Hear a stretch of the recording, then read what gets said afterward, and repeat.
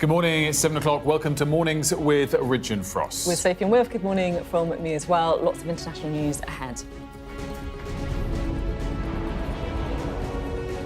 Iran comes to the negotiating table after threats of US strikes. That's according to Donald Trump. And he's also got a message for Greenland telling them to make the deal. I'd love to make a deal with them. It's easier. But one way or the other, we're going to have Greenland. Award season kicks off with the Golden Globes, Adolescence, and one battle after another, the night's clear winners. The Conservatives join calls for a ban on social media for under-16s. We're going to talk to them this morning, but we also want to hear from you. Plus, we see data showing a dramatic rise in the number of protests in China, despite strict laws on freedom, most of them linked to unhappiness about the economy.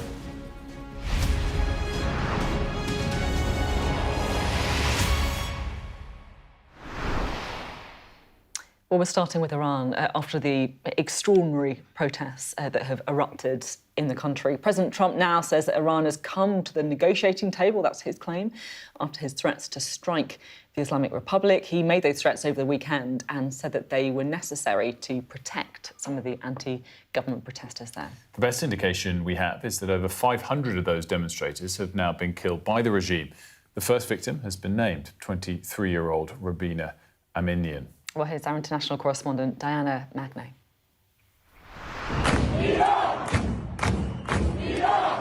The voice of many united as one, calling for a better future.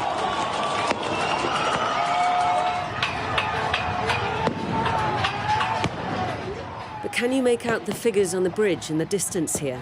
The firing of gunshots, explosions in the air. These are disparate videos, making it out of Iran via Starlink despite the internet shutdown. But they give a glimpse of the crackdown. And of its aftermath. Numerous body bags in a forensic centre south of Tehran, some on mortuary trolleys, more lined up on the floor.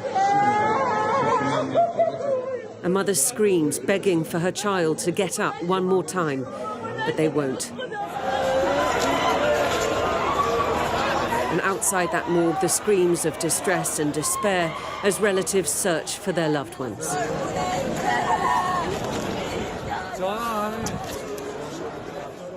The same place filmed by Iranian state television. The claim here that these were people killed by fellow protesters.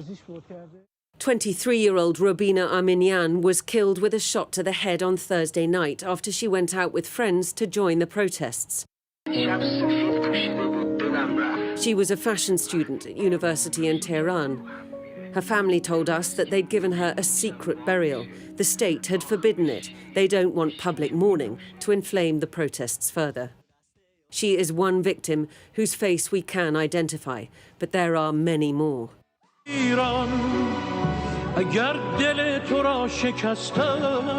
on the side of the security forces too, their funerals shown on state TV. Dozens killed, exact numbers unclear, as these protests turn increasingly violent. The US and Israel are weighing their options. Donald Trump has promised to hit the regime hard if protesters are killed, though whether he'll opt for a military strike on the security apparatus over non-lethal options like opening up internet access through US companies remains to be seen. There seem to be some people killed that aren't supposed to be killed. These are violent. If you call them leaders, I don't know if they're leaders or just they rule through violence. But we're looking at it very seriously. The military is looking at it. And we're looking at some very strong options. Iran wants to negotiate, yes. Negotiate what? We may meet with them. I mean, a meeting is being set up. The ideologues in charge like to paint these protesters as stooges of the West or violent agitators. We ask our dear young people who have reached their own conclusions, rightly or wrongly, not to be deceived by these agitators and terrorists. This country belongs to us. But behind the scenes, there will be many, inside the ruling establishment and across the country, who will be watching as best they can to see which way this all goes and where to plant their flag. Diana Magnay, Sky News. Well, look, this is a very fast-moving situation. And actually, since being on air, we've had some news coming in from Iran. This is via Reuters. This is words from the Iranian Foreign Minister Abbas Araghchi. He said that violence spiked over the weekend and that since Donald Trump threatened intervention, then the protest turned bloody. In other words, to give an excuse for that intervention, he said that terrorists targeted protesters and security forces, but the situation is now under control. Yeah, I mean, again, kind of really interesting. Suggesting the situation is under control. We've got a couple of great guests coming up during the programme on this topic, and we can get their take as to whether things really are calming down from the scale of protest point of view.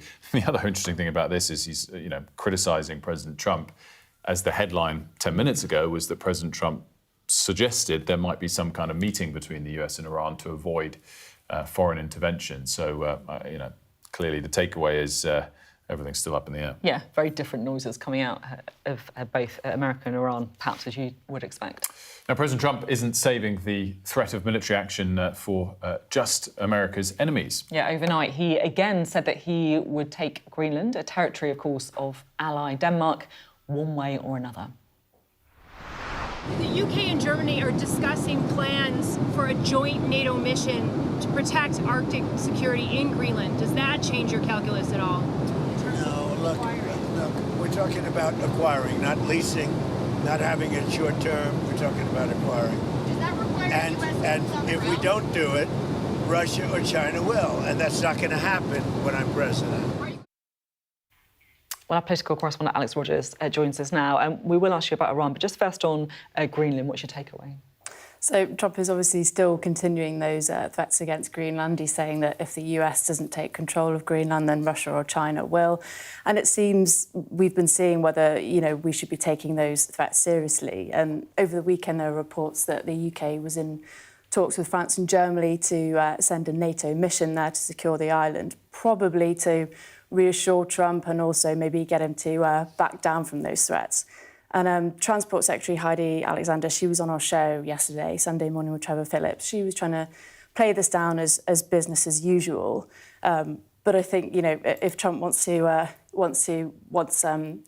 take Greenland by force, Lord Mandelson, who was also speaking at the weekend, he was saying that actually that's probably not the plan. It's probably just to get the UK to wake up, and it seems like we might be doing that. Have the UK government said much on their views towards the Iran situation? So at the moment, it's just been statements of support for the protesters saying that, we want to see a stem the violence and we want to see a peaceful transition and that protesters deserve their freedom. But the UK government's really steered away from saying whether we would get involved or, support the US in whatever it decides to do. But interestingly, Kemi Badenoch, the Tory party leader, went a little bit further. At the weekend, she was suggesting that the UK could support some form of military intervention, whether that be strikes, although she said that she didn't want to over-speculate.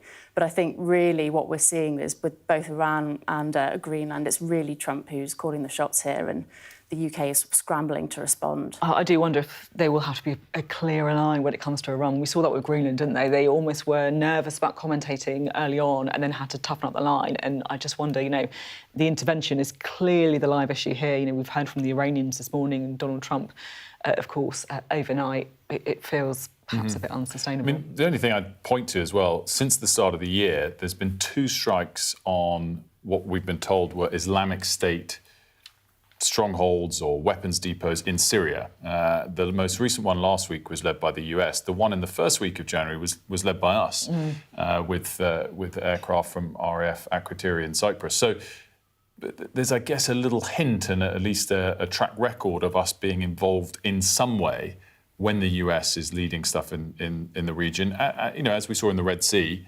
obviously different from Iran. Last year, when the strikes on the Iranian nuclear facilities, they were purely led by the US. But in and around the area, we've been involved. So I agree it's something crucial to watch. Alex, thanks very much. Now, we wanted to bring you another story out of the US, and this has unfolded overnight. The US president has been criticising his chair of the central bank, Jerome Powell, head of the Federal Reserve, for pretty much the last year since he came to power, trying to pressurise him to lower rates faster than he has done so thus far. And quite an extraordinary development overnight, the Department of Justice in the US has indicted Jerome Powell. This is linked to questions over the rebuilding of one of the Federal Reserve's buildings and whether the costs have overrun. And here was Jerome Powell's pushback. I have deep respect for the rule of law and for accountability in our democracy. No one, certainly not the chair of the Federal Reserve, is above the law. But this unprecedented action should be seen in the broader context of the administration's threats and ongoing pressure. The threat of criminal charges is a consequence of the Federal Reserve setting interest rates based on our best assessment of what will serve the public, rather than following the preferences of the president. And it's an extraordinary kind of direct into camera statement, isn't it? Straight back, exactly. And he is saying this separate criminal indictment is because they're trying to control the Federal Reserve. Like here in the UK, obviously, interest rates and monetary policy is set independently. And Donald Trump's been very clear he wants interest rates cut much faster than they have been. I think a few things that you'd note about this. The first is that he can actually replace the central bank chair by May anyway. So oddly, this pretty extreme step, if we're saying they're linked to the executive branch, even though they've come out of the judiciary, obviously. This pretty extreme step comes at a time when we're expecting the next Fed chair by May to be someone that will do his bidding anyway. So Donald Trump could have just got rid of him, no kind of ruffles, if you like. In May. His term is up in May. He can't get rid of him but before then. So in that sense, it's a bit, it's perhaps less impactful than it would have been. Nonetheless, it's a huge step and markets are reacting accordingly. Gold has just hit a fresh all-time high once again. It's up 2%. The dollar's softer. US stocks expected to open up because the whole global financial system is based on the idea that monetary policy, particularly in the most important economy in the world, is set independently and not controlled by politicians. So gold going up, that basically means they're worried. That means people are worried, as they have been for over a year now. Gold soared last year. People are worried whether we can trust the independence of the US central bank. Golden Globes next, because this is the starting gun, if you like, for Hollywood's awards season, and last night's event saw two particular productions emerge as film favourites. One battle after another took home 4 awards, while Hamnet swept Best Drama. There was also big recognition for breakthrough British drama Adolescence. Yeah, it's interesting to see that one doing so well at stateside. Our arts and entertainment correspondent Katie Spencer has the highlights. Jessie, Buckley. It was a night dominated by Irish and British talent. Jessie Buckley winning for her powerful performance as Shakespeare's wife in Hamnet, an English story with an international cast and crew. We were telling the story of probably the most famous Brit that ever lived, and we had a Chinese director, a lot of Irish, a mostly Polish crew. This is Bob Ferguson. I was a part of the French 75. At a politically charged time, a politically charged film was this year's Golden Globes big winner, taking home 4 awards, one battle after another, positioning itself as the one to beat ahead of the Oscars. But there was no Best Actor win for its lead, Leonardo DiCaprio, that honour going instead to Timothee Chalamet for his overly competitive ping-pong player in Marty Supreme, the star insisting on stage he's always tried to remember that winning isn't everything. My dad instilled in me a spirit of gratitude growing up. Always be grateful for what you have. It's allowed me to leave this ceremony in the past empty-handed, my head held high, grateful just to be here. But I'd be lying if I didn't say those moments didn't make this moment that much sweeter. He's a good kid. Jamie, I want you to listen carefully. Netflix's Adolescence was the big TV winner, with acting awards for Stephen Graham, Erin Doherty and 16-year-old Owen Cooper, adding to his impressive awards haul for his breakout role as a teen accused of murder. I took a risk and I went to drama classes. I was the only boy there. It was embarrassing, but, you know, I got through it. I'm still learning every day. I'm still learning from the people that sat in front of me, who's inspired me. I wouldn't be here without you guys, so, I mean, it's mad what is going on. Some think our show is about how we should be frightened of young people. It's not. It's about the filth and the debris we have laid in their path. Removing hate is our generation's responsibility. On top of breaking records as Netflix's most watched film ever, K-pop Demon Hunters took home 2 wins. The ceremony closing with Best Drama going to Hamnet, its 2nd award of the night. Let's do this together. Let's keep our hearts open and let's keep seeing each other. And let's keep allowing ourselves to be seen. At a time of deep divisions politically, in many of the speeches, a focus on the importance of having hope, finding that which unites us, and working together. Katie Spencer, Sky News. So looking into the Golden Globes, I was quite struck. Apparently it's known as the Drunk Uncle event. It's because kicks off the season, but it's meant to be the funnest party. And so historically, why this... 20 years ago, the Golden Globes was kind of irrelevant. Now it's focused on, as the sort of lead up to the Oscars, as the one that might give you a big hint of who's to win the big awards. But it kind of broke the seal of relevance, if you will, by just being a really fun event. Yeah. Everyone's kind of there in LA because it's awards season, and this one was then less important on the awards side and a really fun evening. Everyone just gets stuck in, everyone shows up. Whereas on the Oscars, they're all a bit serious. I like it. And yet now it's carved itself quite a relevance on needing it. The other big difference, obviously, to note is it's TV and film all at once. Whereas for things like the BAFTAs, you have a separate film, separate TV. And obviously the Oscars is just film. And that's why you're in an amazing position where Adolescence, 4 awards, same as one victory after another, that it's putting this British TV drama on a same pedestal as, DiCaprio and all the rest film. I love that as well, Adolescence. It kind of came from nowhere almost, just because people loved it, and it started this whole global conversation, right? Well, I can't believe... So that must mean it came out only last year. I feel like it came out longer ago. It must have been last year if it's qualified for this. Golden Globes winners, it should be said, walk away with more than just a trophy as well. They're also handed an incredible goodie bag, it's worth hundreds of thousands of pounds as well. Let's have a look. I guess we're about to show what's in it. No. Are we? We're not. Oh, right. Loads of stuff's in it, apparently. It's supposed to be good. It's just for the winners. I have no more information than this. Well, do you know what? We need to win one and then we'll find out. Yeah, that's exactly it. That's our attempt to round off that particular nugget of information for you.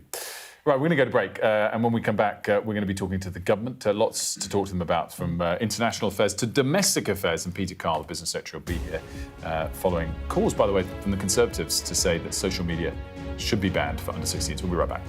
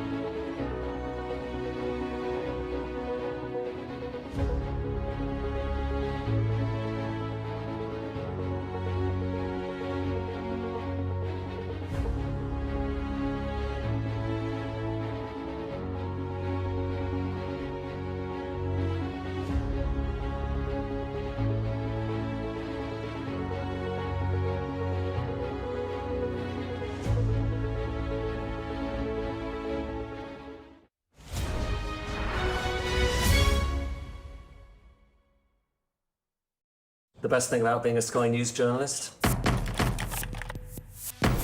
going to take you behind the scenes here for Election Night Live. They have gone up and up. Being a Sky News journalist. Ed Conway. Sky News, is anyone going to talk to us? Mortgage rates did go up very sharply during your time in office. Here it is. First off, just the scale of what we're looking at. Our data shows it's been happening. Question is, why it hasn't been stopped. What's the best thing about being a Sky News presenter?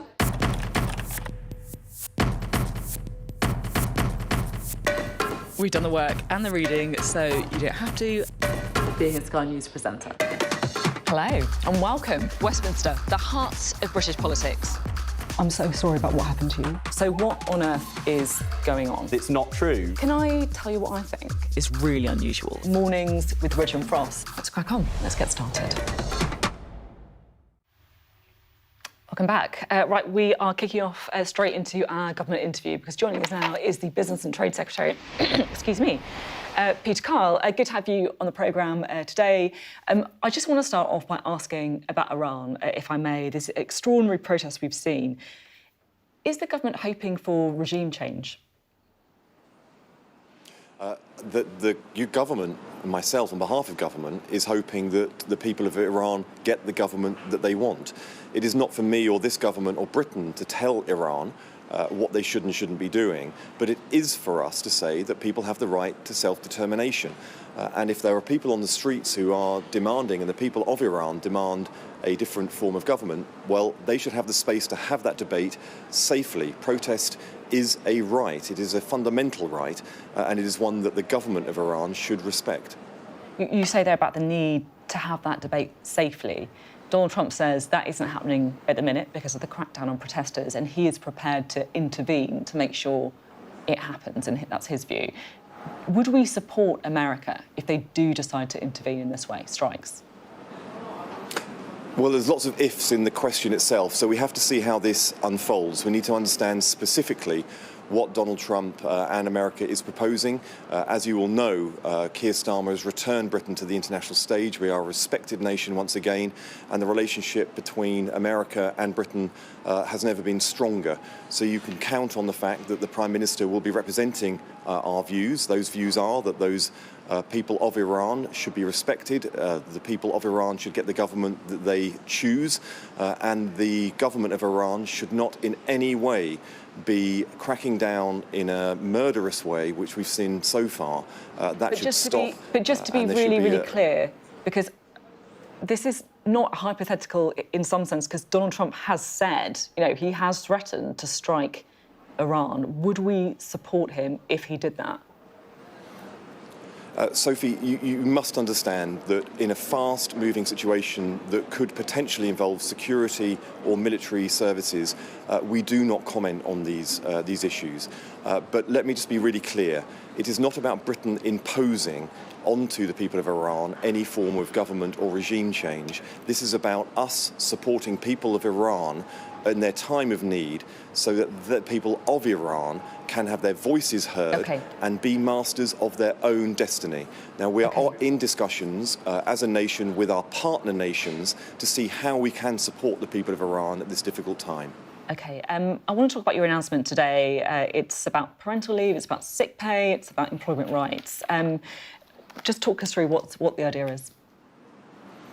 Thanks, Sophie. It's a really important day because we're laying the legislation today that will bring in changes from April, particularly for paternity leave. It means that now paternity leave is going to be brought into line with maternity leave, so you will have those rights from day one of employment. We're also making sure that people can have the right to unpaid leave from day one in work, but also in the tragic circumstances where a woman dies in childbirth, then the man can then have the maternity rights so that he can step in and provide those crucial parental support for a baby in the very early stages of a child's life. These are the kinds of fundamental rights that bring parental rights into line with the age that we're living in, will provide security and dignity in work, but also contribute towards the productivity of businesses because of the security and dignity that people will have in work. And I'm talking to you today from IKEA, which is fully supporting these changes and recognises this is a positive contribution to business and people who work in businesses too. on business, I just wondered if we could talk a little bit about the tech companies and social media. I know that you and I have spoken many times about AI, exactly. It's an area that you take a real interest in. And there have obviously been these concerns about the use of AI to effectively put people in bikinis and so on the internet. The Conservatives today are calling for a ban on social media for under-16s, and I was interested to hear Wes Streeting talk about this recently as well, saying that it's a bit like, woodwork. You wouldn't give a hammer and some nails to a toddler to say you need to learn woodwork skills. Let's just go away and see how you get on with it. Are you personally sympathetic to the idea that there should be a ban on social media for people under the age of 16?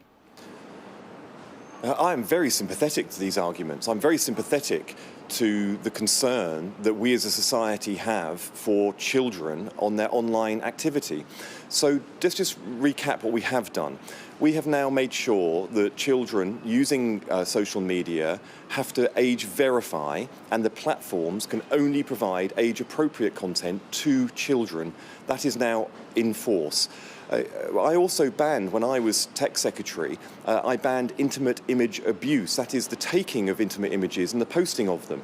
And it shows just how fast-moving the internet is, that in the era that I did that, which was only a year ago, there was no AI-generated, sort of the ability to do this in an AI-generated way embedded into social media, and that's one of the fast-moving changes that we're seeing. Should we be looking at a ban for under-16s? Well, as I said, the internet is now a much safer place for young people. Now, because the people commenting on this are not young themselves. Well, actually, Sophie, I saw a Sky report into this, both before the changes that I brought in came in and afterwards. And a month after the changes came in for age verification, Sky was reporting from your own focus group of young people. They were using phrases like, the internet has been tamed for us. It is a safer place for us, and I feel safer online now. So this is young people telling Sky journalists independently about the experience that people are having. I take that, and it wasn't necessarily a comment on your own reforms, which I think the Sky report would reflect. But as you said, the technology just moving so quickly that there is new things coming up all the time. I just wonder, if it is really correct that the internet's a safer place, given the speed of change. There is no question in my mind that the internet is a safer place now for children than it was this time a year ago. There's no question about that for me. But is there not more work to do? Yes, there is. Is there more work to do to keep adults safe, to keep women safe online, particularly in places like X? And let me be really clear about X. X is not doing enough to keep its customers safe online. I'm just jumping in because we haven't got much time, and I just wanted to ask you about Peter Mandelson, because over the weekend you had some pretty strong words for him. You said everyone associated with Epstein should be apologising for the lapse of judgment that led to any kind of relationship with that man. So Peter Mandelson said he basically didn't know what Epstein was up to because he was gay, so he was kept away from that side. Do you have any sympathy with that argument? Look, I'm not the person that should be telling who should apologise for what at times like this, but my thoughts are 100% with the victims. There are many victims of Epstein, and it is them that need to have the dialogue with people, not just sort of the Epstein and the people around him who did perpetrate, but all those others who are in the wider orbit. How they get the justice that they deserve, but also have the respect and the conversation and the acknowledgement of what they have been through from all the people who've been around them is a discussion for the victims and others. I think it was a very complicated conversation that we saw yesterday. Peter did offer apologies. Now, if victims themselves think that there should have been a more fulsome apology, then who am I to disagree with them?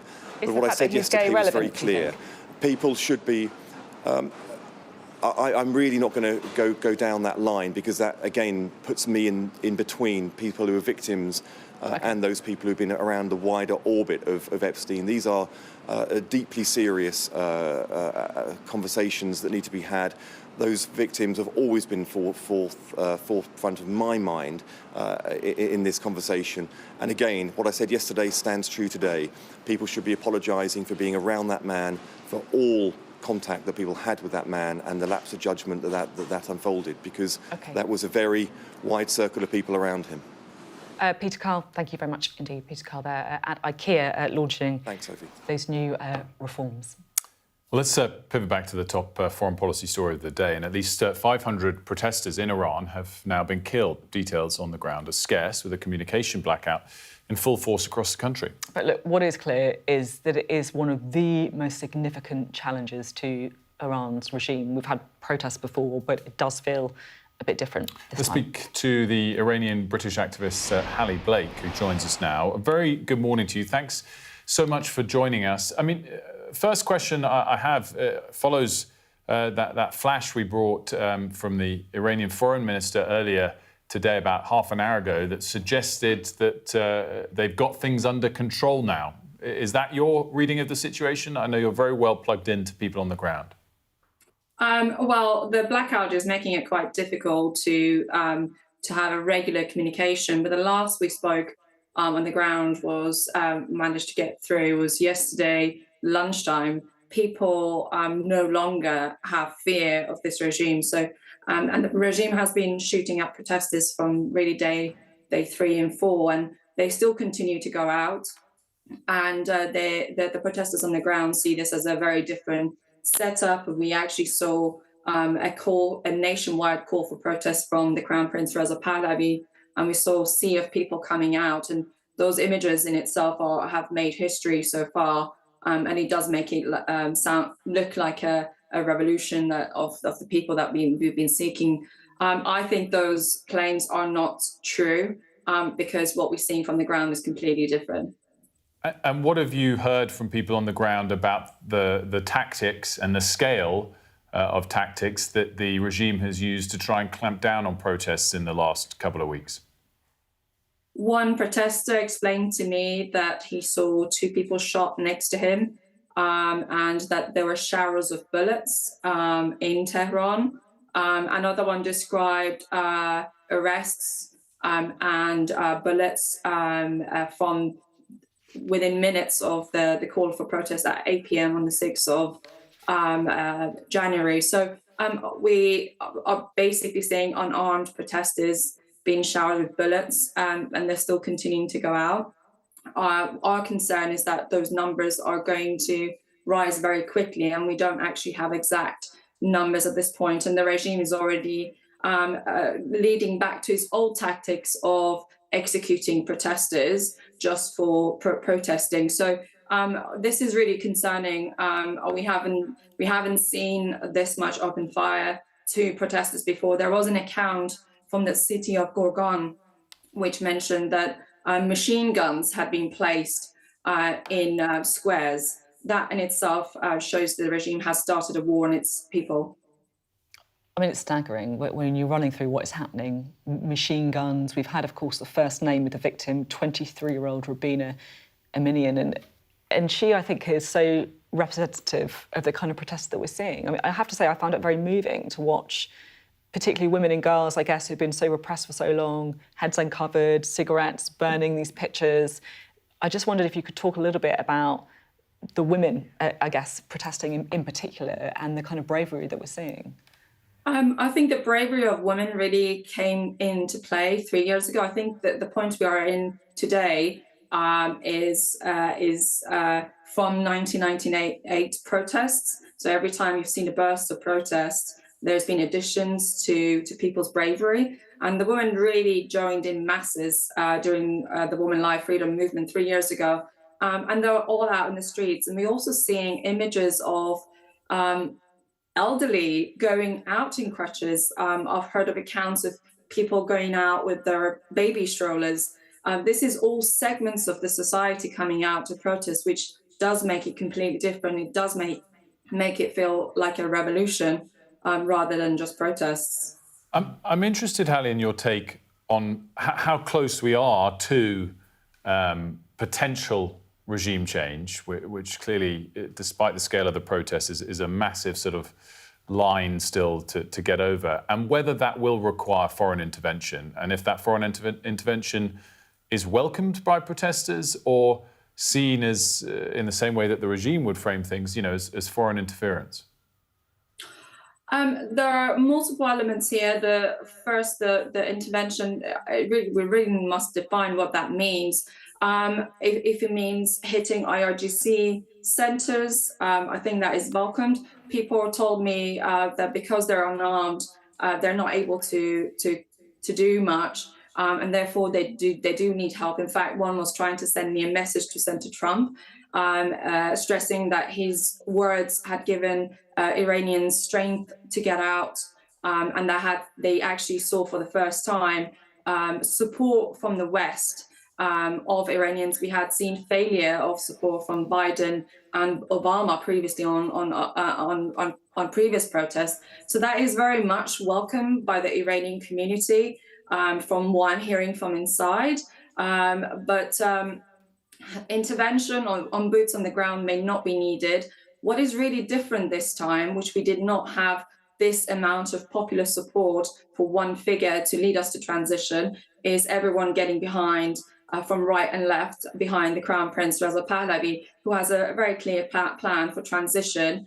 And also he's very democratic and wants to get us to ballot boxes. So we believe and trust his leadership. And we first and foremost, we need the West to engage with him and work with him to get us to the next to the finish line, really, of this regime. Hallie, thanks so much for joining us this morning. Great to see you. Thank you. Now, we talked a lot about potential ban on social media for under-16s on this programme, and the Conservatives have actually come out in favour of doing that.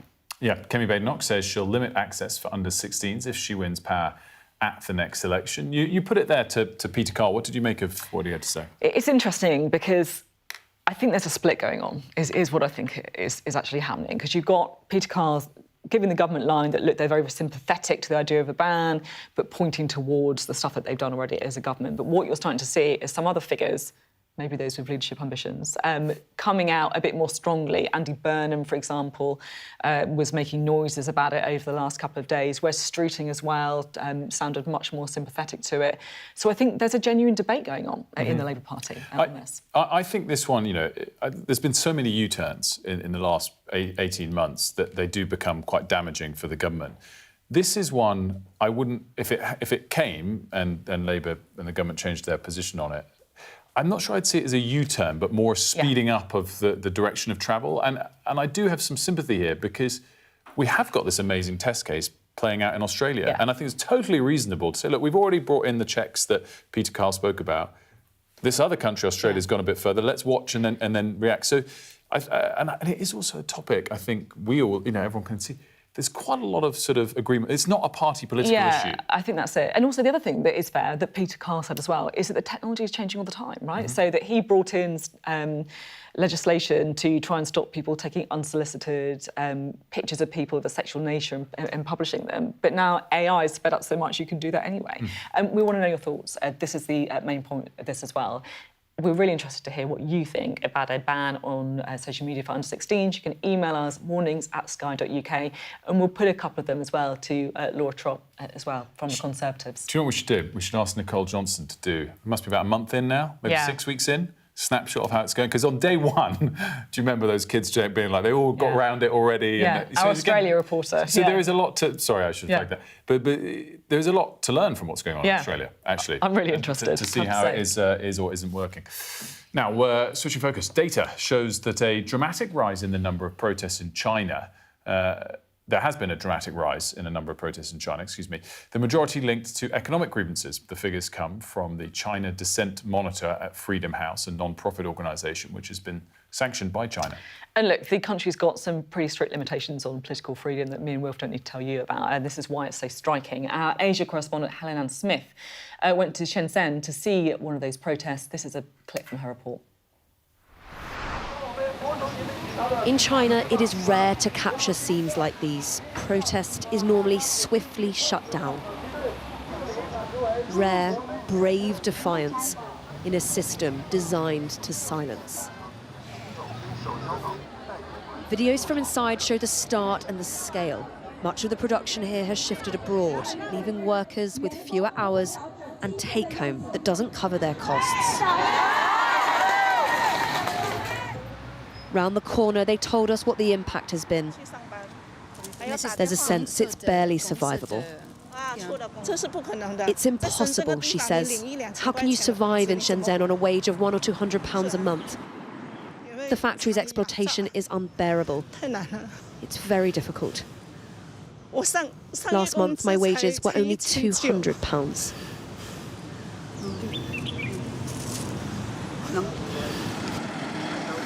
It's important to emphasise just how unusual something like this is in China, and everybody here is taking a risk by being here. It says something quite stark about how desperate they consider their situation to be. The authorities did not want us to film this, but once we got close, the protesters clearly did. But we could barely steady our cameras before this. Wait. Hey, wait. Hey, stop. Stop. Okay. All right. Please. Hey, stop. Please, stop. Please. We weren't physically harmed, but our camera was seized. We were forced into cars and driven away. China does not want its dissent to be seen. Well, Helen Ann joins us now. Helen Ann, great to have you with us. And it is really striking that you're even doing this report, because I guess most people assume that their clampdown there on protesting is very effective, but this reveals that it's perhaps not.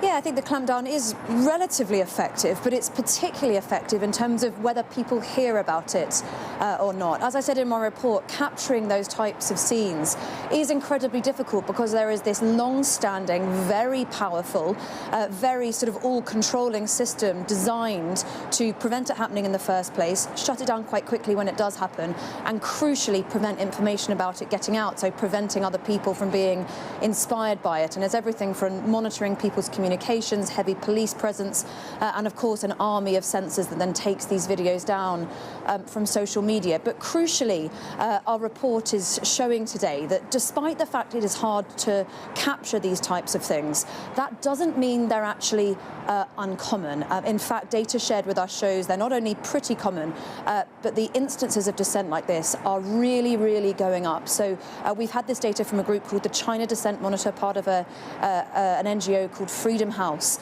and they showed that there was over 5,000 dissent incidents last year, and in the first 11 months of last year, so from January to November, the numbers actually went up by 48% when compared with the same period last year. So a huge jump, especially given that organisation say they're probably not capturing an exhaustive capture of everything that's happening in this country. So begs the question really, why, and what does it say about Chinese society more broadly? Well, look, there's a variety of reasons behind these protests, but over the 3.5 years that they've been gathering this data, they're saying that 85% are because of economic grievances. And that's everything from unpaid wages to lost investments and a variety of other things. But look, one dissident I spoke to who's operating outside of China, who monitors these protests and republishes them on sites that the censors can't reach, put it really interestingly to me. He said, look, these things are interrelated. They might start with economics, but that leads to more dissent in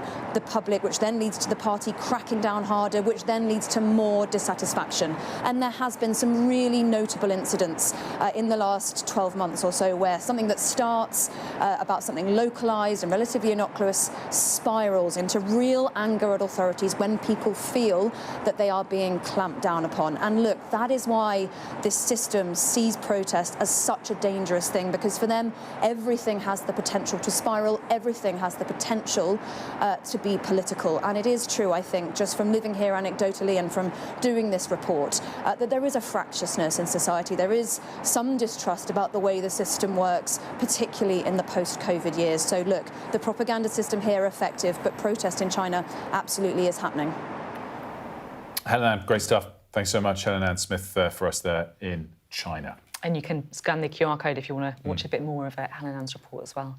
Now, a national campaign's been launched to urge the government to safeguard the legal rights of young people with special educational needs and disabilities. This is a clip from the Save Our Children's Rights campaign video.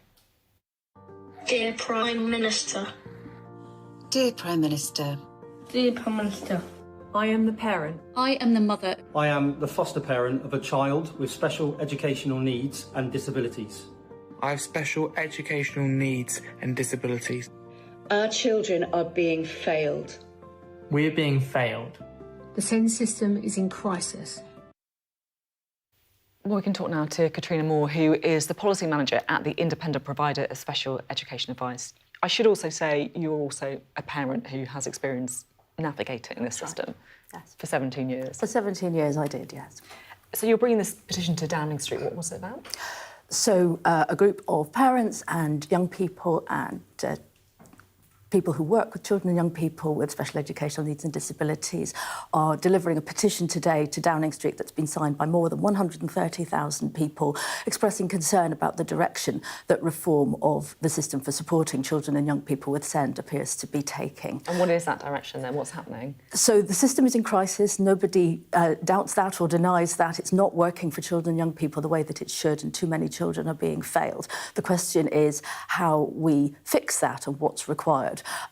There has been, for the last year, there has been a lot of rumours and leaks and speculation reported in the media about how the government intends to reform the system for supporting children and young people with SEND. That has caused a lot of anxiety among parents because the rumours, the leaks, seem to suggest that the law will be changed and that the current framework, which is based on a right to support and education that meets every child's individual needs, that right might be reduced or diluted. Yeah, look, I know a lot of parents battling the system, right, and I know how difficult it can be, really, really difficult, and failing children, as you say.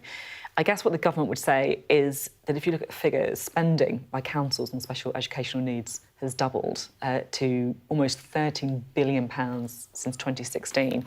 And I guess there is perhaps a worry amongst some that, you know, sharp-elbowed, middle-class parents are perhaps getting diagnoses, getting extra support and clogging up the system, kind of locking out, if you like, people with more serious needs. What would you say to that? There's so much in that to unpack. There certainly are more children and young people who are getting a higher level of support than was the case in the past, and there's many reasons for that. One of the reasons is that it has become, for many children and young people, the only way to get the support they need in education is via an education, health and care plan. So that is a statutory document, a legal document that sets out exactly what their needs are and what provision and support they should receive to meet those needs and help them succeed in education. That is not supposed to be the only way to get support and special educational provision.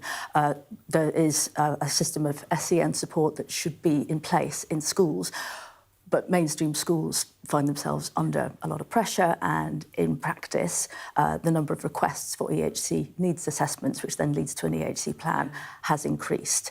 And there are many reasons why we are identifying more children and young people with SEND. We have a better understanding now of how children's brains work. We have a better understanding of how they can be helped in education. And that is a positive thing. That is something that we should welcome. And I just wondered if, just to end, if you could, because you've spoken a bit about, you know, battling the system. How was it as a parent to, I guess, launch yourself into the system of trying to help your child? It's a really difficult process for parents, especially when they have so much going on in terms of caring for and looking after and understanding their child and their needs. And no parent wants to engage in a fight with their child's school or their local authority. And there's been a lot of talk about how adversarial the system has become. And that's undoubtedly the case. The system is adversarial, but that's not the fault of the law. The main message that we really want to get across is the law itself, the law that is based on children having a right to support and education. That isn't at fault and doesn't need to be dismantled. It needs to be strengthened and protected. The problem is that the law isn't being followed. Okay, thank you very much indeed. Great to have you on the programme this morning. Katrina there. Lots more still to come, and to finish off this hour, we're going to be talking more about the excitement from last night's Golden Globes.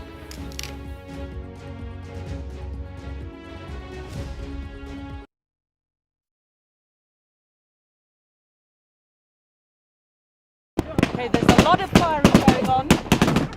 Can you explain to me why? We're journalists, eh?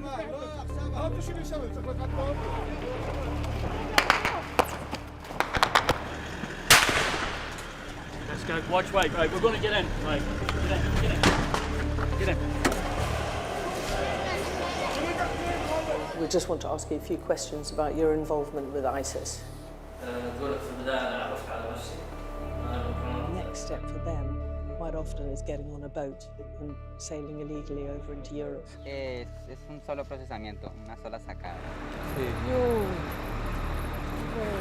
Oh my goodness. Whoa. Oh my goodness. If you weren't affected, you'd be a bit of a strange person.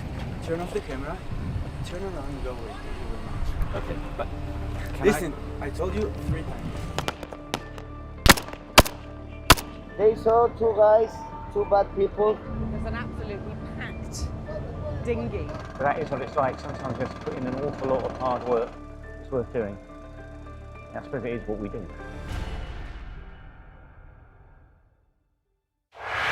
Liberation Day. By popular demand, here we are. Donald Trump. It is quite the story. Wherever it goes, on Trump 100, we go with it.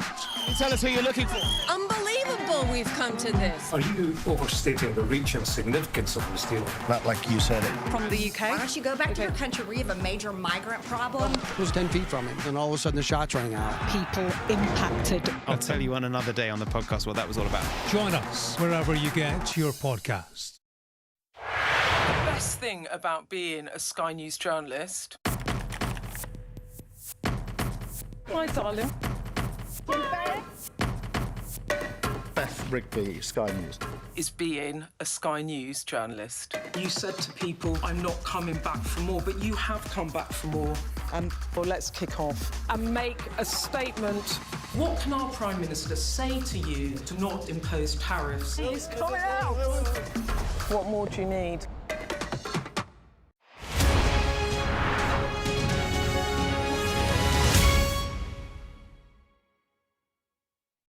What's the best thing about being a Sky News journalist? Who's funnier? Being a Sky News journalist. A special edition of The World with me, Yalda Hakim. Pakistan has the right to respond. You're like, what? Historic day here today. Congratulations, this is a huge moment. But what happens now?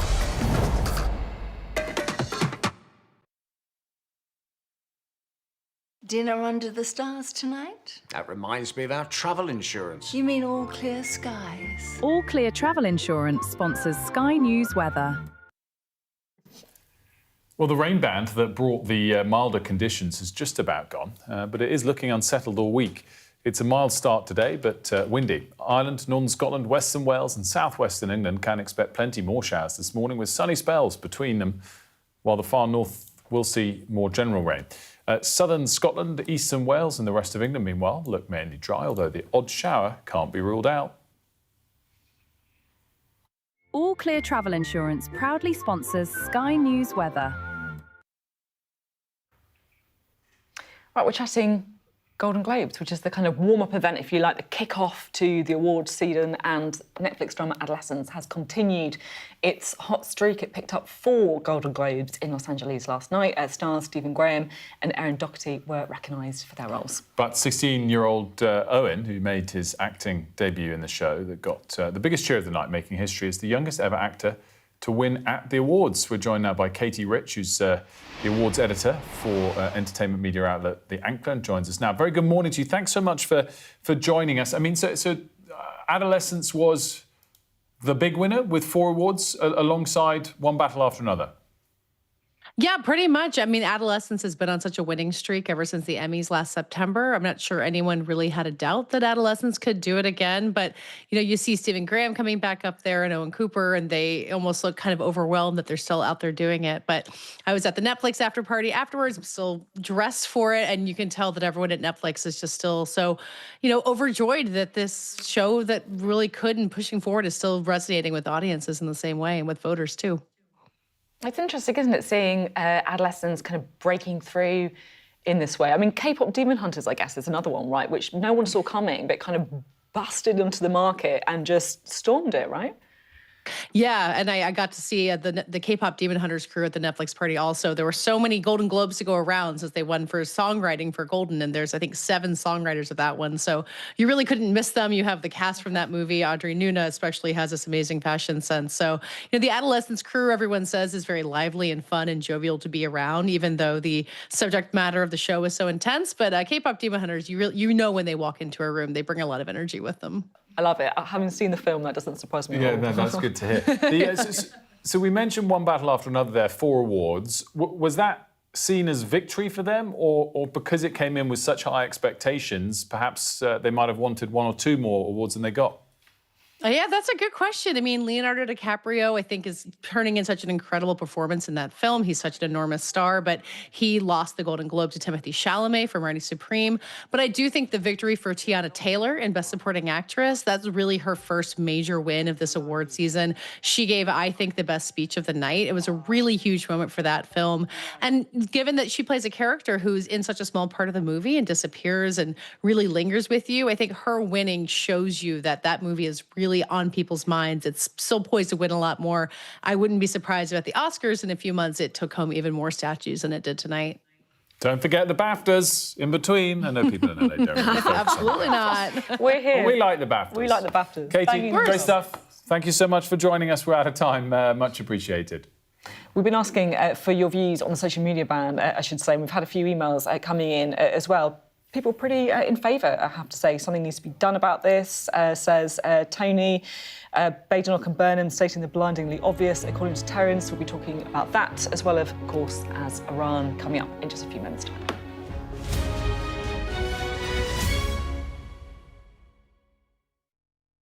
The best thing about being a Sky News journalist? They call him the king of the jungle. Being a Sky News journalist. Yusra Al-Baghir has this report. And this is what's left of it. As a woman of colour, how did the Harris campaign speak to you? People risk their lives to speak to us for this report. Mr. Zuma, Sky News. We're trying to see as much as we can.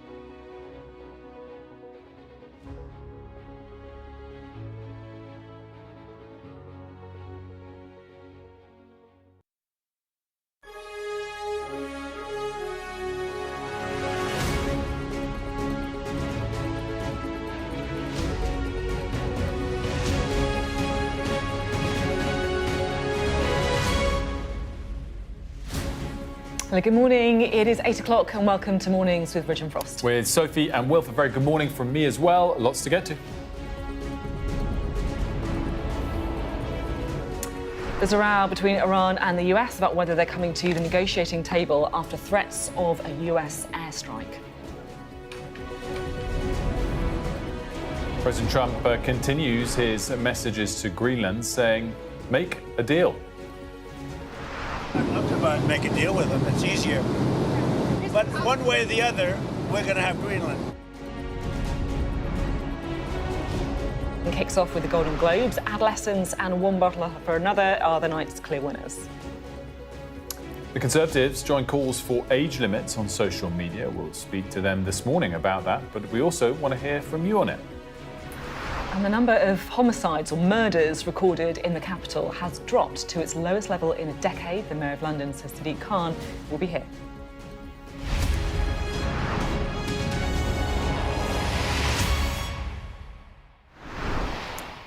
President Trump says Iran has come to the negotiating table after his threats to strike the Islamic Republic. He made the threat over the weekend, claiming they would be necessary to protect anti-government protesters there. But look, what is really going on? Because in the last hour, Iran's foreign minister has said the situation was under total control, but he also said that since Donald Trump threatened intervention, the protests turned bloody to give an excuse for intervention. Well, at least 500 people are thought to have been killed during anti-government rallies across the country. And the first victim to have been named is 23-year-old Rubina Aminian. Our international correspondent, Diana Magnay, has this first report. The voice of many united as one, calling for a better future.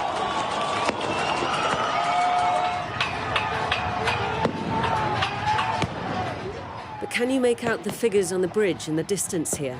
The firing of gunshots, explosions in the air.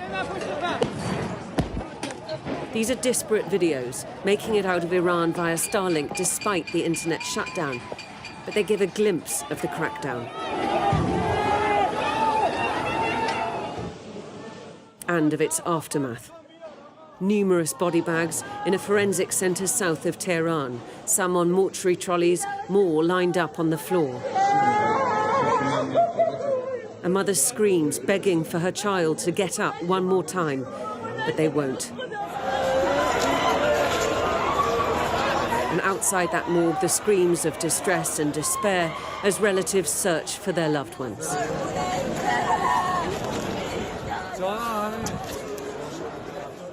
The same place filmed by Iranian state television.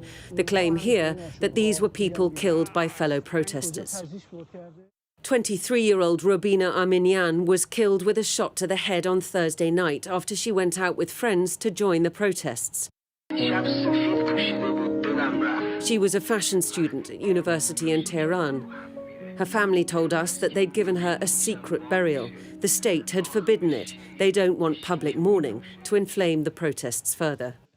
She is one victim whose face we can identify, but there are many more. And on the side of the security forces too, their funerals shown on state TV. Dozens killed, exact numbers unclear, as these protests turn increasingly violent.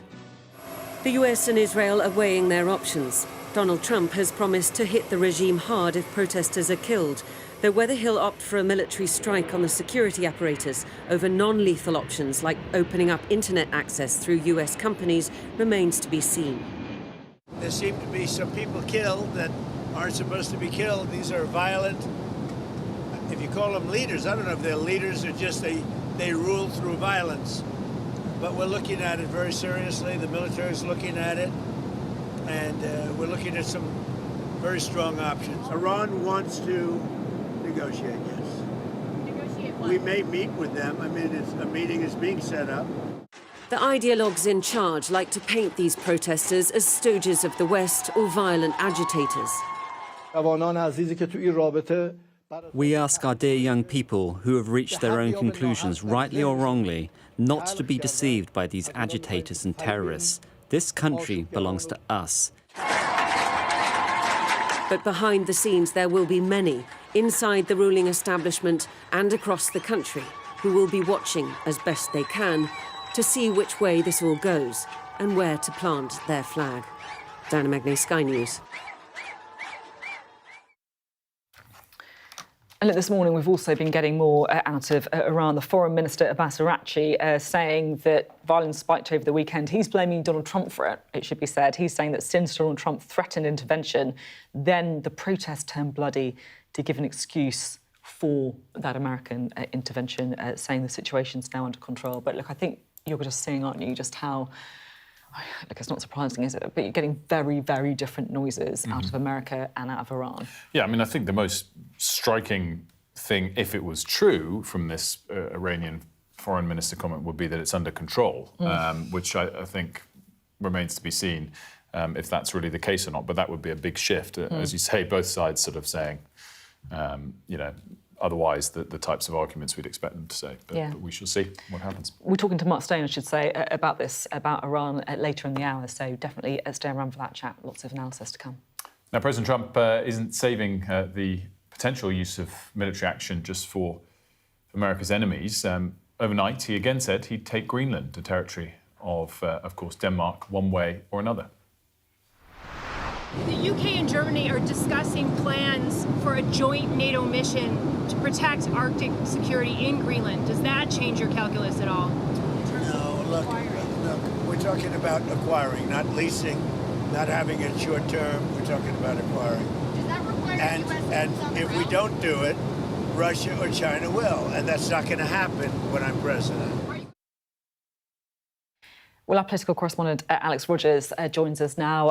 Another day, another hardening of Donald Trump's position on Greenland. Yeah, so he's continuing to threaten to annex Greenland. Those threats are not going away. He's saying that if America doesn't take action in Greenland and annex that territory, then Russia or China will. And he said he's not prepared to have them as a neighbour.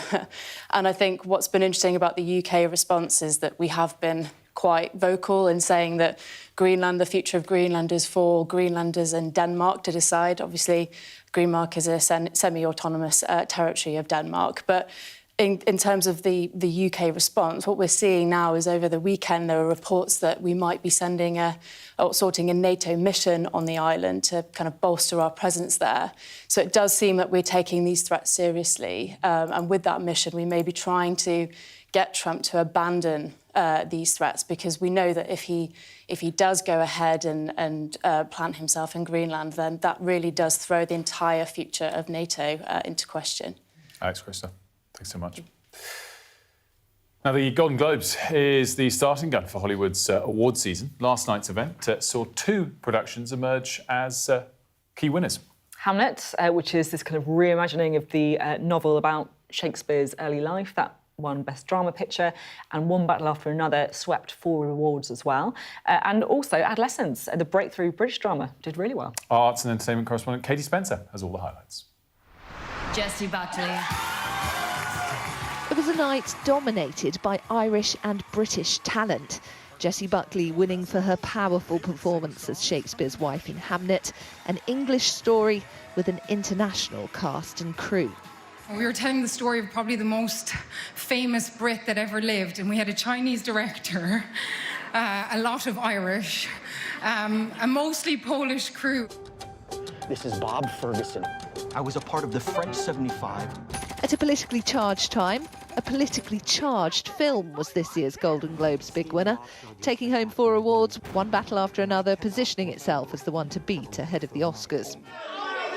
But there was no Best Actor win for its lead, Leonardo DiCaprio, that honour going instead to Timothee Chalamet for his overly competitive ping-pong player in Marty Supreme, the star insisting on stage he's always tried to remember that winning isn't everything. My dad instilled in me a spirit of gratitude growing up. Always be grateful for what you have. It's allowed me to leave this ceremony in the past empty-handed, my head held high, grateful just to be here. But I'd be lying if I didn't say those moments didn't make this moment that much sweeter. He's a good kid. Jamie, I want you to listen carefully. Netflix's Adolescence was the big TV winner, with acting awards for Stephen Graham, Erin Doherty and 16-year-old Owen Cooper, adding to his impressive awards haul for his breakout role as a teen accused of murder. I took a risk and I went to drama classes. I was the only boy there. It was embarrassing, but, you know, I got through it. Still learning every day. I'm still learning from the people that sat in front of me, who's inspired me. I wouldn't be here without you guys, so, I mean, it's mad what is going on. Some think our show is about how we should be frightened of young people. It's not. It's about the filth and the debris we have laid in their path. Removing hate is our generation's responsibility. On top of breaking records as Netflix's most watched film ever, K-pop Demon Hunters took home 2 wins. The ceremony closing with Best Drama going to Hamlet, its 2nd award of the night. Let's do this together. Let's keep our hearts open and let's keep seeing each other. And let's keep allowing ourselves to be seen. At a time of deep divisions politically, in many of the speeches, a focus on the importance of having hope, finding that which unites us, and working together. Katie Spencer, Sky News. So, Wilf, we didn't know what was in the goodie bag. I know. But we found out. We have. We found out to bring Hardcore you reporting. the really important news you need to know. So, a yacht charter, 4-night Bali holiday, French wine. I like the kind of slight elitism there, French wine, and an LED hair growth helmet. That's according to Mary Claire. It says the bags were curated by the Rob Report, and they're worth $1 million each. Well, you've got a yacht charter. Many awards. 4-night Must Bali cost them holiday. a fortune. Yeah, I know. I mean, I was going to say screw getting an Oscar. Did I say that? I think you can say that probably. Just about. Said it.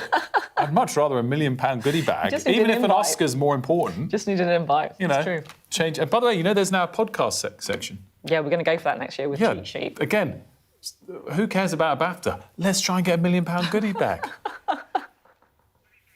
I mean, it's a given now. You just have to apply. We'll have more on the Golden Globes, of course, and the winners later on the hour. And by the way, if you don't yet listen to Cheat Sheet, you should do it before it becomes Golden Globe award-winning, and you can get Cheat Sheet wherever you get your podcasts. Very good. It's very slick. Now, London has recorded its lowest number of homicides, murders in over a decade, according to new figures released by the Metropolitan Police. The force said there were 97 killings in the capital last year, falling from 109 in 2024. Here with me to discuss this is the Mayor of London, Sir Sadiq Khan. Very good morning to you, Sir Sadiq. Morning. Good morning. I guess, talking about murder statistics, you never say they're pleasing, but this is not bad relative to what some might have expected. Well, as far as I'm concerned, one homicide is one death too many. One victim of violent crime is one too many. But even our harshest critics will have to accept the progress we've made is quite remarkable. The lowest number of murders in London ever on a per capita basis since records began. The fewest number of under-25s killed this century. The fewest number of teenagers killed in 3 decades. And we've had a sustained focus on a public health approach, being tough on crime, on enforcement, supporting the police, doubling investment from City Hall, and tough on the complex causes of crime, early intervention and prevention by setting up England's first violence reduction unit, giving young people positive things to do, youth clubs, youth workers, mentors, after-school clubs, holiday schemes, and it's making a difference. As you said, one is too many, but 97 last year, down 11% from the year before, and the lowest since 2014. What would you say to people, both domestically, but almost perhaps more strikingly abroad, that frame the situation as very different from that? Well, we've seen politicians and commentators spam social media feeds with a stream of distortion and untruths. What is the evidence? The evidence is we are, on objective criteria, the #1 city in the world for tourism, for culture, for sports, for universities, for foreign direct investment, and now we're one of the safest, if not the safest cities in the world when it comes to homicide. We are safer than Paris, than Milan, than Rome, than Brussels, than Berlin. Twice, more than 2.5 times safer than New York, 5 times safer than LA, 12 times safer than Chicago. Every US state has a higher homicide rate than London. And I think those that spread lies and misinformation have got a problem with London. What is their problem with London? In my view, we are a city that is liberal, that is progressive, that is diverse, that is successful. They hate that. I think you're pointing at with those comparisons at the number of homicides per 100,000 people, which, as you say, we stack up as you outlined. Of course, that's not the only type of crime. Are you disappointed by the scale of, again, it's not really petty crime, I don't mean to use that phrase because it's worse than that, but people having their smartphones stolen, people not paying fares on buses, on the tube. That has risen a lot and is still work to be done? Listen, all crime should be taken seriously. What we've seen is because most of our funding historically came from central government, the consequences of 14 years' worth of cuts. When you have your phone stolen, all your personal stuff's in there, your photographs, your contacts, it's really distressing. So we've taken action to tackle personal robbery of phones. We've seen a reduction of 15%. We've got to make more progress. What the police have done is an Operation Reckoning, targeting international serious organised crime groups. Most of these phones that are stolen end up overseas. So we're taking action to reduce personal robbery. We've seen a 25% reduction in thefts, by the way, over the last period. We're also trying to implore the phone companies to do much more. Why can't there be a kill switch so a phone stolen is useless?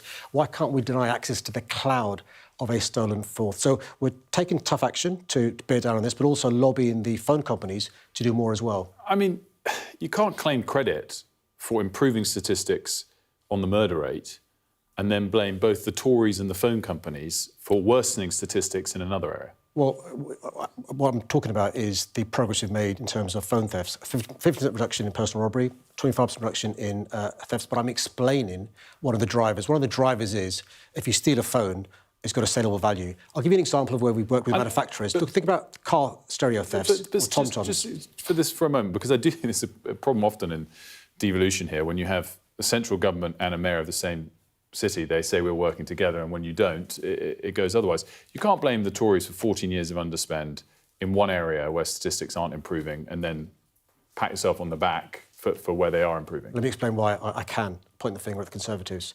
So we've lost a third of our core grant from central government, a third. So I'm having to fund the police more than was previously the case. Previously, the Mayor would fund the Met Police Service around 19%. The rest came from central government.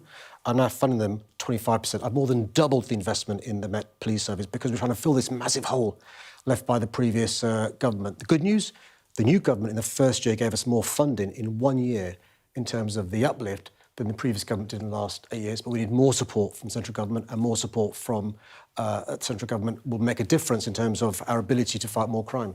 I wanted to talk about the sort of idea of balance within the police force, of confronting various different types of crimes.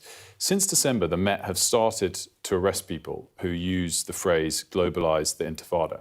Do you agree with that step? I do. Can I just explain this? My message to Londoners and those across the country is park for a second what the criminal law is. It is breaking the criminal law. Actually, do you really want your neighbours who may be Jewish, your friends who may be Jewish, your colleagues who may be Jewish being scared? And that's what's happened over the last 3 years. There's a heightened fear amongst Jewish people. Now, yes, you may be breaking the law and you'll be arrested, but actually, let's not even go there. If you are cognizant that what you're saying is causing concern to your neighbours, don't say it. There are other ways to make your views heard loudly and clearly about what's happening in Gaza and the West Bank. What's really interesting then, that this change of approach by the Met was, I think, from December only. As a reaction, is it fair to say, to what happened in Bondi in Australia? Whatever the trigger was for them, should it have happened sooner? Whether that would be in reaction to what happened in Manchester or to the point you're making, just because of the way it makes people feel? Well, I think one of the joys of living in a democracy is free speech, right? And that free speech includes the right to offend. My point is, actually, it's not simply causing offence, it's causing people to cower and be scared to come into the centres of our city. So if you want to protest, and you're allowed to do so as long as it's lawful, peaceful and safe, do so, but just be respectful of your neighbours. There's a separate point about the police enforcing the law without fear or favour. They're damned if they do and they're damned if they don't. And that's why I think this clear guidance from both the Greater Manchester Police and the Met Police Commissioner is really useful. If somebody's flirting with language that's clearly anti-Semitic and almost definitely criminal, don't do it. Just finally, I wanted to ask, have you spoken on the phone to your counterpart in New York since he took office, Zoran Mamdani? Well, we message regularly and stuff, and it brings a smile to my face talking about Zoran. He's going to do a great job, I think, in the second greatest city in the world in trying to make the progress we've made in London. Do you have tips for him? You've faced a lot of criticism from Donald Trump. Do you have tips for him for how to deal with that? I guess it's more important for him to deal with that criticism because he has to work with him. No, he doesn't need advice from me. He's going to be a great mayor, I'm sure. I've got on really well with all the mayors of New York. It's our nearest competitor and a friend and colleague as a city. What I would say to anybody is, look, you know, whether you're 9 years old, whether you're 14 years old, or whether you're older, don't let bullies win. Are you going to run again? Well, listen, my last election was nearer than my next one, so ask me again in a year's time. Yeah, I thought you might say that. I don't know how many more times I could push you, but I guess it's not a commitment to run again yet. Listen, I love being the mayor of this great city. It's the best job I've had, full stop, forget in politics, and I'm enjoying being able to make the progress we're making, whether it's on dealing with crime or tourism or culture or foreign direct investment or other great things we're doing in London. So, Sadiq, great to see you. Thanks for stopping by. Fascinating interview there with the Mayor of London, Sadiq Khan. Now, data shows a dramatic rise in the number of protests in China, the majority linked to economic grievances. The figure comes from the China Dissent Monitor at Freedom House, a non-profit organisation which has been sanctioned by China. And look, some might say this is quite surprising, considering the country's very strict limitations on political freedoms, the right to protest and so on. Well, our Asia correspondent, Helen Ann Smith, has gone to Shenzhen to see one of those protests. Early morning in Shenzhen, and there was a sense the system was bracing. At first, we watched them from afar. Factory workers, hundreds perhaps, out together on strike. In China, it is rare to capture scenes like these. Protest is normally swiftly shut down. Rare, brave defiance in a system designed to silence. Videos from inside show the start and the scale. Much of the production here has shifted abroad, leaving workers with fewer hours and take-home that doesn't cover their costs. Round the corner, they told us what the impact has been. There's a sense it's barely survivable. It's impossible, she says. How can you survive in Shenzhen on a wage of £100 or £200 a month? The factory's exploitation is unbearable. It's very difficult. Last month, my wages were only £200.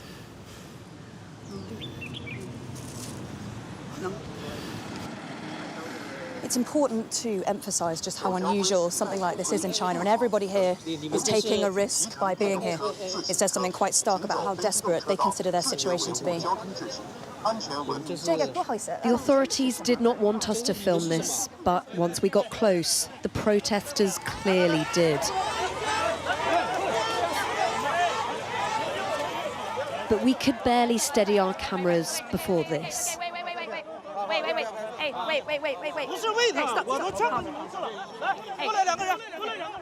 Stop. Okay, all right. Please, hey, please, stop. Please, stop, please. We weren't physically harmed, but our camera was seized. We were forced into cars and driven away. China does not want its dissent to be seen.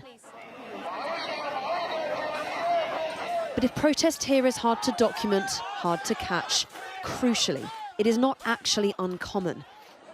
These are just a handful of hundreds of incidents in just the last few months. In fact, data collected by research group China Dissent Monitor shows that protests touch every corner of this country. There were at least 4,861 in just the first 11 months of last year. And there's been a dramatic increase in the number recorded, up 48% on the same period in 2024. And the motivations? Well, 85% of the thousands charted have been about economic grievances. But most evidence is quickly scrubbed by an army of censors. It's accounts like this that preserve it, downloading and republishing on platforms the censors can't reach. The man who runs it is in hiding in Europe.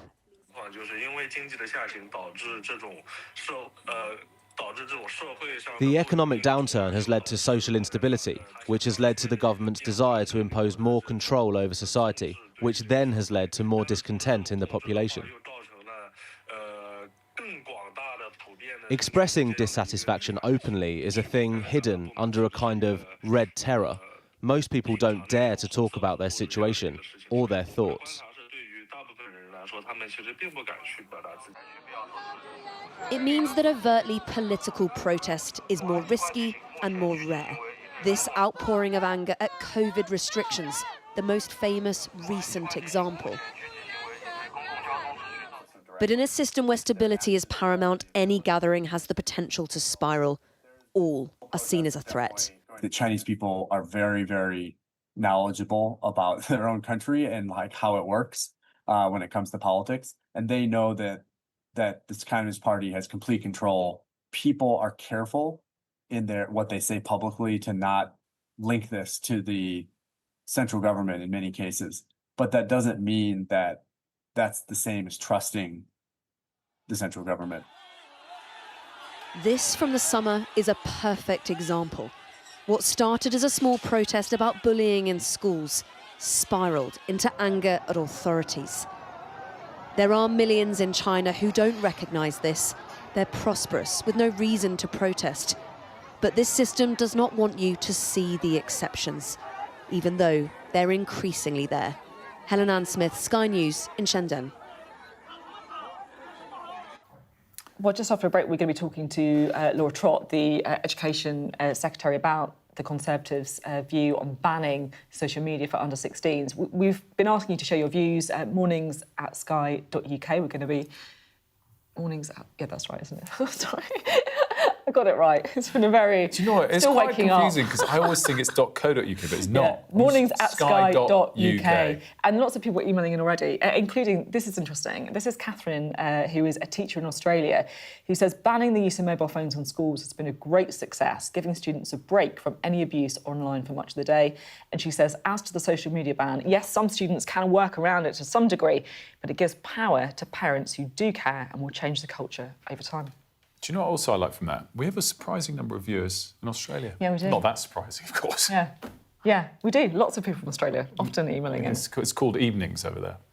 Yeah, exactly. So, yeah, email us if you've got any more thoughts. I'll get the email address right this time, mornings@sky.uk. Right, up next after the break, we're going to be speaking to the Michelin-starred chef and pub owner Tom Kerridge about the pub tax U-turn. That's next.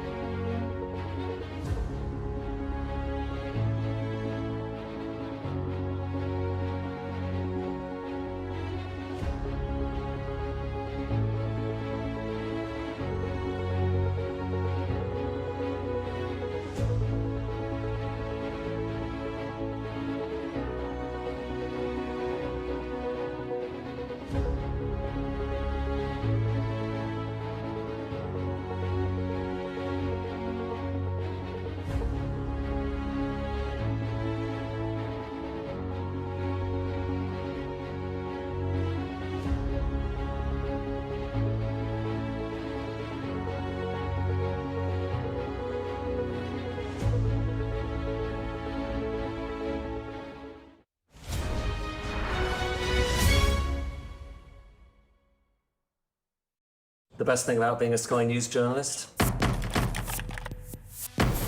I'm take you behind the scenes here for Election Night Live. They have gone up and up. Being a Sky News journalist. Ed Conway, Sky News, is anyone going to talk to us? Mortgage rates did go up very sharply during your time in office. Here it is. First off, just the scale of what we're looking at. Our data shows it's been happening. Question is, why it hasn't been stopped. What's the best thing about being a Sky News presenter?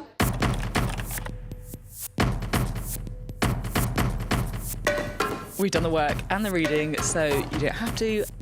Being a Sky News presenter.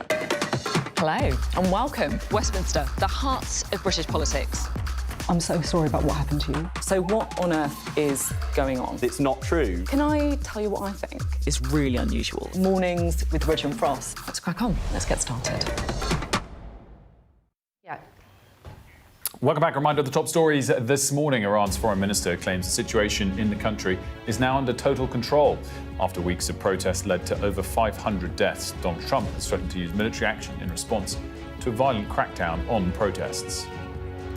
The US president has also reiterated his desire to take over Greenland. He says it will happen one way or another. That's as reports suggest the UK is in talks with NATO allies on how to enhance security in the Arctic. And Adolescence has won big at the Golden Globes, picking up 4 awards in the TV categories. Stars Stephen Graham, Erin Doherty, and 16-year-old Owen Cooper were recognised for their roles in the drama.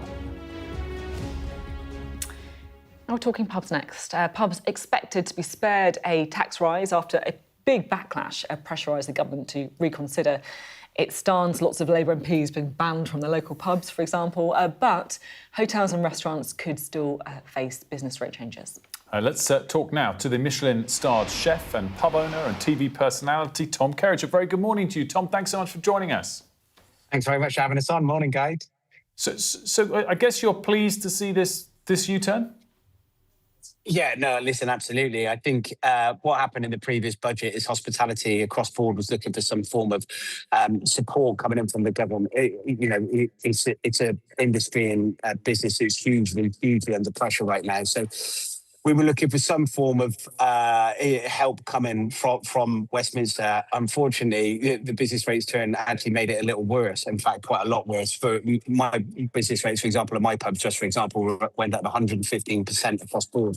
So it could make huge catastrophic differences to those pubs and smaller pubs and people who live above them, landlords that work 70, 80 hour week. That kind of business rate increase was going to be massive and catastrophic for the industry. The fact that the government have listened, have been proactive and done something about it. We still don't know the ins and outs of it yet, but it does sound like when the words are a U-turn, it sounds like it could be something much more promising. It's going to make it's actually not help. It's what they're saying is we're just not going to make it any worse than it was pre-budget. So yes, that's great that there is a U-turn. However, the industry as a broader picture needs a lot more help coming from government. Do you think, frankly, Rachel Reeves and Keir Starmer really understand, I guess, the pressure that the hospitality business is under? To be honest, no, I don't. I think. Listen, I've been in a very fortunate position that you asked me on Sky News. I have a voice. I try to use it for the industry as best as possible. And there's media outlets ask us for opinions and try to reflect that industry. And this government and previous government, I've been able to have a conversation with frontbench ministers, with Secretary of States, whether it's from business and trade or whether it's from Treasury, and being able to have those conversations. And sometimes I feel that they go through a tick box motion of going, yes, we've spoken to somebody from industry, that's it, and they just get on with it. And this government, I think, has been the same. However, I had a meeting. Actually, I was at a Christmas drink thing just before the 25th of December, where Peter Kyle, Business and Trade Secretary, was there, and I kind of jumped on him and said, "Listen, the interest rate, the business rate situation is a very, very difficult one. we need to have a conversation, at which point he said, yes, of course. And I thought it was going to be another one of those things where we were fobbed off. However, on the 5th of January, I was in his office first thing in the morning, invited in, had a conversation. He put my business rates in front of me and said, look, this is where we found, this is what we know. And I was, it fully explained to them that it's unsustainable and it doesn't work. And this is my business and that's the same for every pub up and down the country. So it was a proactive approach. I think there are people in the cabinet that are trying to understand it and are trying to get a better grip on what hospitality and the pressures that it's under. The fact that there's a U-turn now perhaps means that there's a slight open door to be able to push and go, listen, we need a deeper and much stronger conversation. We need a ministry for hospitality. We need a minister for hospitality. We need a representation on that front bench. It employs over 3 million people, and that's a huge amount of a workforce and has a huge effect. And hospitality runs deeper than just people that work in it. It's the uplift for the country. It is the thing that makes people feel great. It is, it's not just pubs and restaurants, it's coffee shops, it's the popcorn seller at cinemas. It's the thing that makes people feel good. Hospitality is the thing. It's the uplift of the country that we need to be supported. You don't have to convince us about the importance of pubs. We're big fans. The next question I had was about a different area of policy, which is if you pair together the Employment Rights Bill, which Peter Carr was on this morning talking about some of his reasons, positive reasons why it's happening, and as well over a number of years boosts to the national minimum and national living wage. I think everyone can see the aim there is to try and improve the situation for workers, particularly those at the lower end of the wage spectrum, often in hospitality jobs. Is there a risk that it hurts those very people that it's trying to help in time because you guys have to limit the number of people you're employing?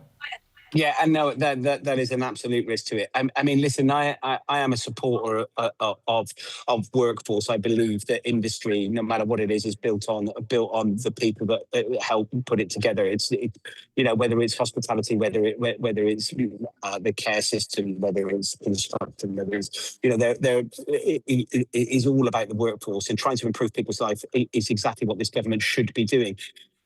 But you are right, there is an issue when minimum wage comes in so high, when particularly in hospitality, and then you have food inflation, then you have national insurance increases, then you have utility bills. So, all of these added massive costs that come into a business on an industry that has very, very fine margins. We all know that, 1 in 3 restaurants don't make it through the first year. All those statistics show that it's an incredibly difficult industry to make it in.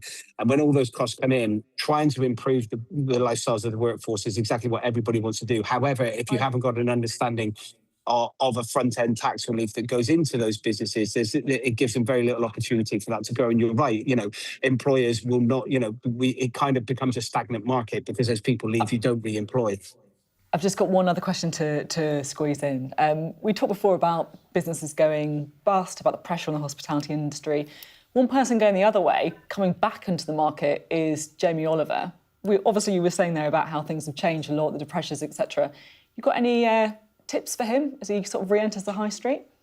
Yeah, I wish Jamie the best of luck. I mean, I know Jamie, and he's a fantastic. He's a great cook. He's a fantastic person. He's a wonderful advocate for great cooking, and he's already understands and sees the problems that restaurant situation has been in before, and hopefully a lot of those lessons have been learned and being able to move forward. And I wish him all the best. Great Tom, stuff, love it. Thanks so much for joining us. We really appreciate it. No problem. Thanks for having us on, guys. Next time you'll come in and cook us breakfast as well? Yeah, that's a deal. That's a deal. You didn't have to agree to that, but you did. I love Fantastic. it. I love it. What's it going to be, Tom? What are you going to go for? Is it scrambled eggs, or are you like a hash brown boy? What's the heavier than that? Let's pack in some pork. Guys, I see you as much more healthy. I see you kind of like overnight oats and chia seed yogurt. Oh, no. No. Cancel the invitation then. Cancel the invitation. Tom, thanks so much. No problem. Thanks, guys. Now, Jimmy Lai's mitigation hearing has begun in Hong Kong's High Court. It's the final stage of processing ahead of his sentencing. The 78-year-old Hong Kong newspaper publisher was convicted in December under Beijing security laws. Despite being in poor health, he could receive a life term. I think he almost certainly will receive a lifetime. Mark Sabat is the UK and Europe Director for the Committee for Freedom in Hong Kong. Foundation and joins me now. Very good morning to you. Thanks so much for joining us. Morning. So just summarise exactly where we are today and what's happening today. Well, as you said, Jimmy Lai was arrested 5 years ago for supporting the protests, freedom protests in Hong Kong. His newspaper, the Apple Daily, which was the widest circulated newspaper, the equivalent of the Sun or the Daily Mail, took a very strong position pro-democracy, pro-freedom and anti-CCP interference in Hong Kong. And for that, he was accused of all sorts of things like sedition, collusion with foreign forces and so on. And the trial essentially was a show trial. It was made up to find him guilty from the beginning. And the allegations that they put on him were, the tools that they used were to show that he was committing crimes by doing his job. Often it's called that he was put on trial for committing the crime of journalism. They've said that because he met foreign politicians, that's collusion. Because he had foreign staff, that's collusion with foreign forces. Because he called on standing against CCP, Chinese Communist Party interference, that's sedition, and so on and on. So we knew he had to be found guilty. Everybody knew this was coming. The tragedy is that it's gone on for 5 years. The tragedy is that he's now 78, he's in failing health, and it's going to tarnish Hong Kong's reputation as a global financial centre. It's already done huge amounts of damage to its reputation because there are business people around the world who will look at this and say, well, what will happen to my staff if we say anything against the government there? And Hong Kong is supposed to be this bastion of freedom and democracy in Asia, and the CCP, by interfering in Hong Kong's, in the city that way, they've essentially torn that apart. I so many things to pick apart. We'll come back to maybe the bastion of freedom in Asia point in a second. But I guess one of the key points is he's a British citizen. It's the main point, actually. One of the main points is that they do not recognise him as a British citizen. And I think that part of the frustration for those people around the world who campaign for press freedom and freedom of speech, and especially those of us in the UK, is this is a British citizen. He's only a British citizen. He's not a Chinese citizen. He's never been a dual citizen. And so there is the other angle, which is why have successive British governments not done more to bring their citizen home, to get him to safety and so on? And why have we spent so long going along with CCP talking points like, oh, maybe he's dual, or maybe there is an issue we need to look at? For me, it's pretty simplistic. A British citizen, a businessman, was arrested, and he's still there in jail, and we haven't done enough to get him out. Totally hear that point. I just want to come back to your point about Hong Kong supposedly being a bastion of free speech across Asia, or freedom and democracy across Asia. Maybe that was true in 1996. And maybe it's true to say Hong Kong is meant to be less against free speech than mainland China. But there's also a reality of, we know Hong Kong is under Chinese control now, whatever the terms of the original 50-year handover agreement. We're getting closer to the end of that than the start. And surely we are all aware that it is not a bastion of free speech. So I would say that first of all, the agreement of the handover was a joint agreement with the British government, the Sino-British Declaration, which is an internationally recognised and ratified treaty. So if we're going to go down the line of saying, but we knew what was coming, essentially, what's the point of Britain signing any treaties anyway? Because we know what's coming. So if we are 50% of that treaty, we have a massive obligation to protect what we have signed or the conditions of that treaty. So there was a 50-year handover period. The CCP decided that crushing the 2019-2020 protests was their limit, and so they've done it. Now, they didn't necessarily do it with tanks, like in Tiananmen Square, but they've done it through economic leverage, through crushing dissent, through arresting protesters, journalists. The media scene was a bastion of free media in Asia. So many websites, newspapers, magazines, they had freedom of expression. Freedom of expression is something that's very difficult to have in mainland China. It's actually quite opposed. Yeah. And so in Hong Kong, you had the only city in China that could remember Tiananmen Square was Hong Kong. And they used to gather in Victoria Park and light candles, and that was crushed. It's not allowed anymore. And so the issue is that as 50% of the treaty, we do have an obligation to Hong Kong, and we certainly have an obligation to Jimmy Lai. Mark, really interesting. Thanks so much for joining us. Mark Saber. We're going to take a quick break here. When we come back, Mark Stone will be joining us. We'll be talking about all of the latest news out of the US. There's lots to catch up with him on.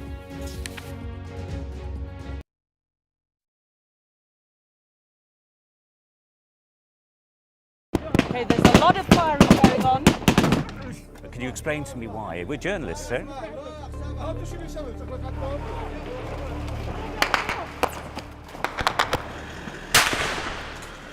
go. Watch, wait, right, we're going to get in. Right, get in. We just want to ask you a few questions about your involvement with ISIS. Next step for them, quite often, is getting on a boat and sailing illegally over into Europe. Es un solo procesamiento, una sola sacada. Whoa. Oh my goodness. Whoa. Oh my goodness. If you weren't affected, you'd be a bit of a strange person. Turn off the camera. Turn around and go away. Okay, but Listen, I told you 3 times. They saw 2 guys, 2 bad people. There's an absolutely packed dinghy. that is what it's like. Sometimes you have to put in an awful lot of hard work. It's worth doing. I suppose it is what we do. Liberation Day. By popular demand, here we are. Donald Trump. It is quite the story. Wherever it goes, on Trump 100, we go with it. Can you tell us who you're looking for? Unbelievable we've come to this. Are you overstating the reach and significance of this deal? Not like you said it. From the UK. Why don't you go back to your country where you have a major migrant problem? It was 10 feet from him, and all of a sudden the shot's rang out. People impacted. I'll tell you on another day on the podcast what that was all about. Join us wherever you get your podcast. The best thing about being a Sky News journalist... Hi, darling. Beth Rigby, Sky News. ...is being a Sky News journalist. You said to people, I'm not coming back for more, but you have come back for more. Well, let's kick off. And make a statement. What can our Prime Minister say to you to not impose tariffs? He's coming out! What more do you need?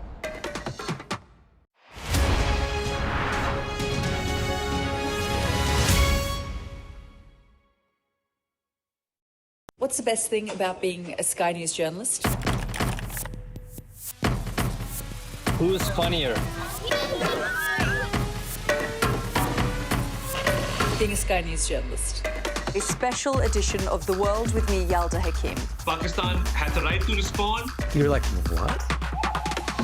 Historic day here today. Congratulations, this is a huge moment. But what happens now?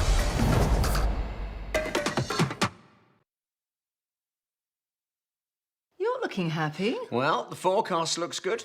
So you've sorted the travel insurance then? All Clear Travel Insurance sponsors Sky News Weather. Right, let's get to speed with the weather. There was a lot of rain that brought some milder conditions, but that's just about gone. It is looking pretty unsettled all week, though. It's a mild start, but it's windy today. Ireland, northern Scotland, western Wales and southwestern England should expect plenty more showers this morning with sunny spells between. The far north will see more general rain. Southern Scotland, eastern Wales and the rest of England do look pretty dry, but the odd shower can't be ruled out. All Clear Travel Insurance proudly sponsors Sky News Weather. Well, overnight, President Trump said Iranian officials have reached out to him after his threats to intervene in the crackdown on demonstrators there. He also had a message for Greenland. He told them to make the deal. So, in other words, he's kind of reiterating his desire to take over the Danish-controlled territory. Well, delighted that Mark Stone is here. And Mark, great to have you in person. It's good to be here. Exciting. And so just touch on, let's talk about Iran this hour, and you'll be back to talk about other things next hour. What's in President Trump's interest, whether to use some kind of military force here in Iran versus not? How big of a debate is that for him? Well, I mean, it certainly, on the face of it, doesn't stack up with his America First strategy. And I think that's something, maybe we'll talk about that a bit more in the next hour, the kind of misunderstanding of what America First means. It doesn't mean America only.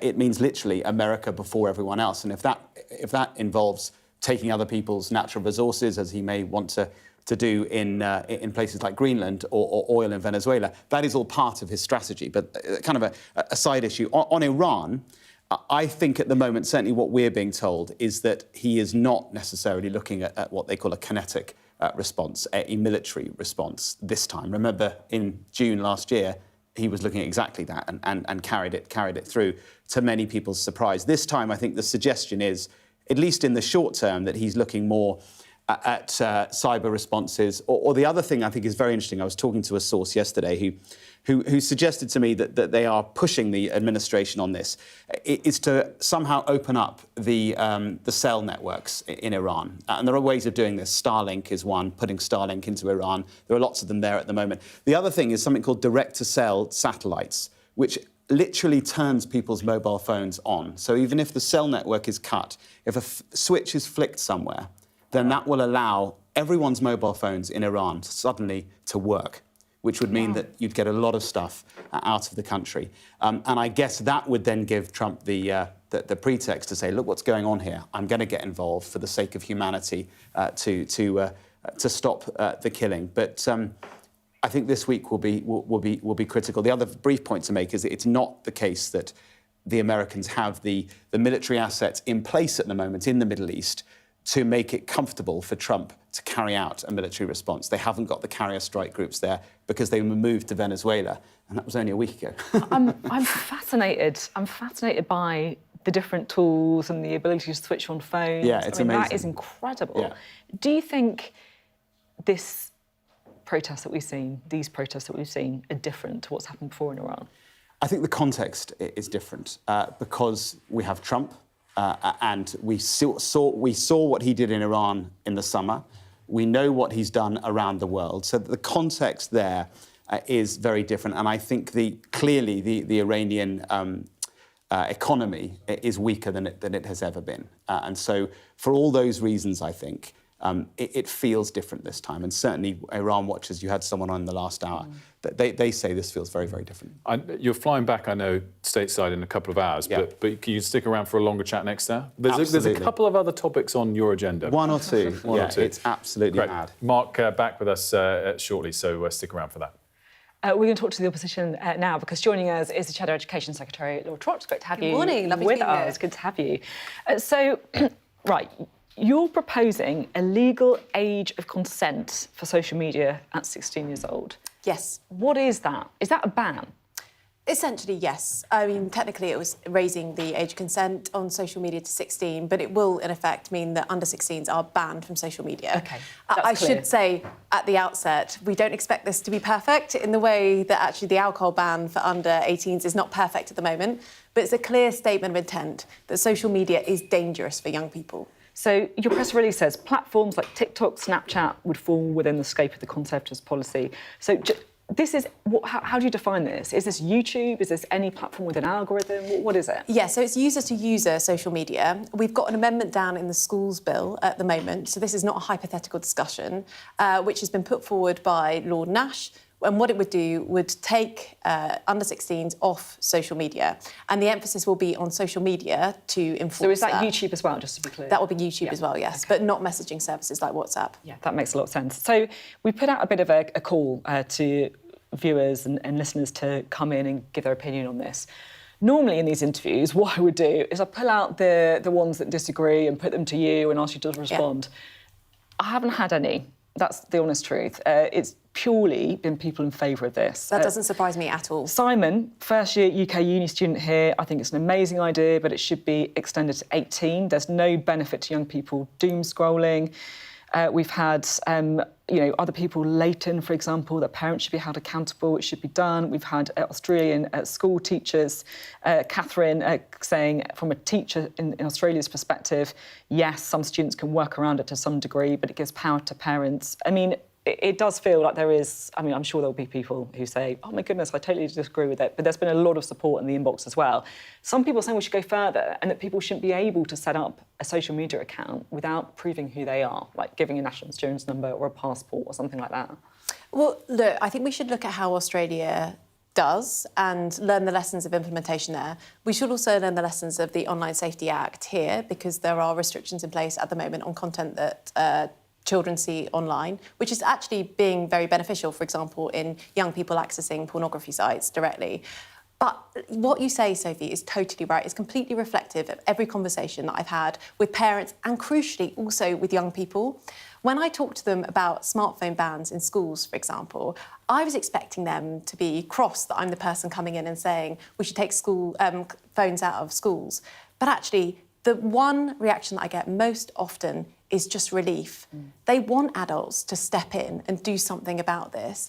And if you look at all the polling, it shows actually that young people don't want to give their children phones when they have them because they know the damage it's doing to them and their mental health. Can I talk to you about X? Yeah. Because there's been an awful lot of coverage recently about Grok, the kind of AI tool, effectively undressing people. Yeah, it's gross. Right, which is completely disgusting. Are you on X yourself? I am on X, yes. Have you thought about coming off? No, but I think that this is not just a problem for X. We have an issue with AI-generated porn I accept and that, and I know a lot of people have nudification. been saying that, but it is a specific problem for X as well, isn't it? Yeah, the owner of yes. X is doing his own, mocked-up pictures of Keir Starmer in bikinis. But we should be regulating this. This should be something which is regulated. We took some steps when we were in government to do this. The government are now, I think, going further on that with some amendments, actually, that we just didn't get time to finish. It would be quite a strong statement, though, wouldn't it, if MPs, politicians just stopped using the platform? But that's not... criticise it and still use it, can you? Yes, you can, because it's really important that there is a regulatory environment which shows companies how they need to navigate this situation, because this is a huge issue. We have unbelievable amounts of child sexual abuse imagery being generated by AI tools at the moment. Right? This is not just Grok, it's so much bigger than Grok. It is important that we're talking about this because this is an issue which we all have to deal with across a number of platforms. We need a regulatory environment that makes it very difficult for AI to do this. That is something the government has to put forward. It is not just about X. Laura Trott, thank you very much indeed. Laura Trott speaking to us there, the Shadow Education Secretary. Interesting to see the move around social media across all parties, I think it's fair to say, in Parliament. Coming up, we're going to be talking more about Iran, of course, the extraordinary protests that we've seen, Donald Trump threatening the use of strikes, and then, of course, we've had the response from Iran coming through today as well, saying that now the situation is, in their words, under control. We'll have more on that fast-moving international story in just a few moments' time.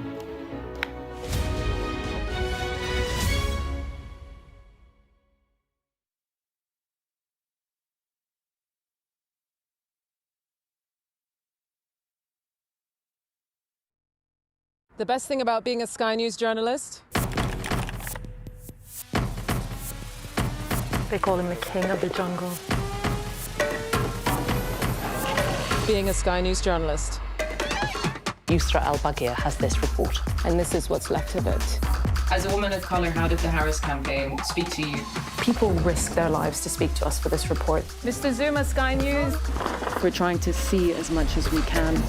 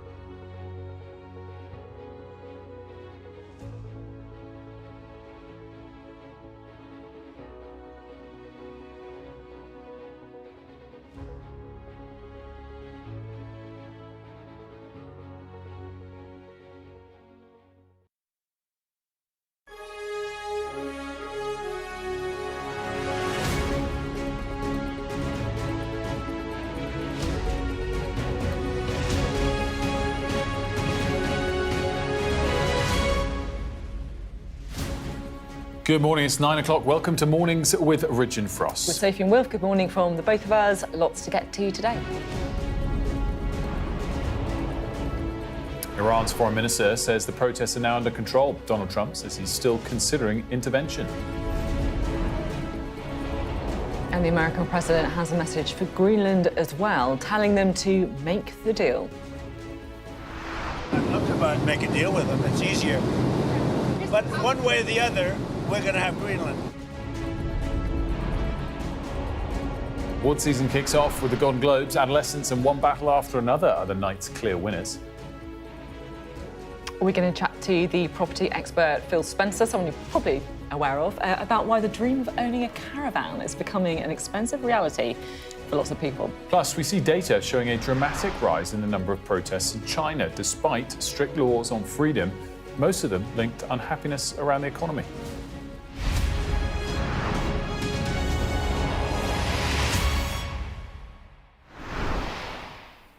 Right, let's start off with giving you a full update on the latest in Iran, because the foreign minister has claimed that the protests happening across this country are now, in his words, under total control. Now, at least 500 people are thought to have been killed during the anti-government rallies across the country. President Trump says Iran has come to the negotiating table after his threats to strike the Islamic Republic. He made various comments about this over the last couple of weeks and then updated them overnight on Air Force One.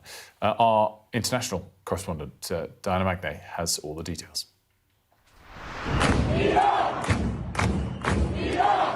The voice of many united as one, calling for a better future.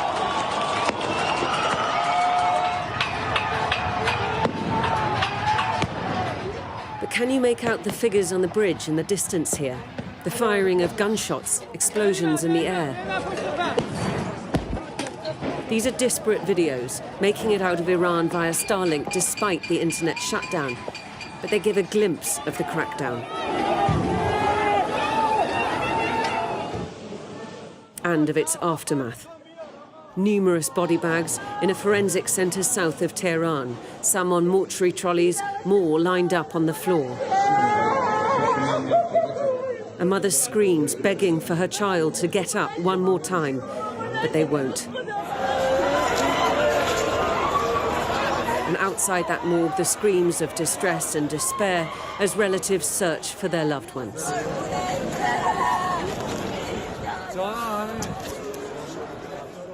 The same place filmed by Iranian state television. The claim here that these were people killed by fellow protesters. 23-year-old Robina Arminian was killed with a shot to the head on Thursday night after she went out with friends to join the protests. She was a fashion student at university in Tehran. Her family told us that they'd given her a secret burial. The state had forbidden it. They don't want public mourning to inflame the protests further. She is one victim whose face we can identify, but there are many more.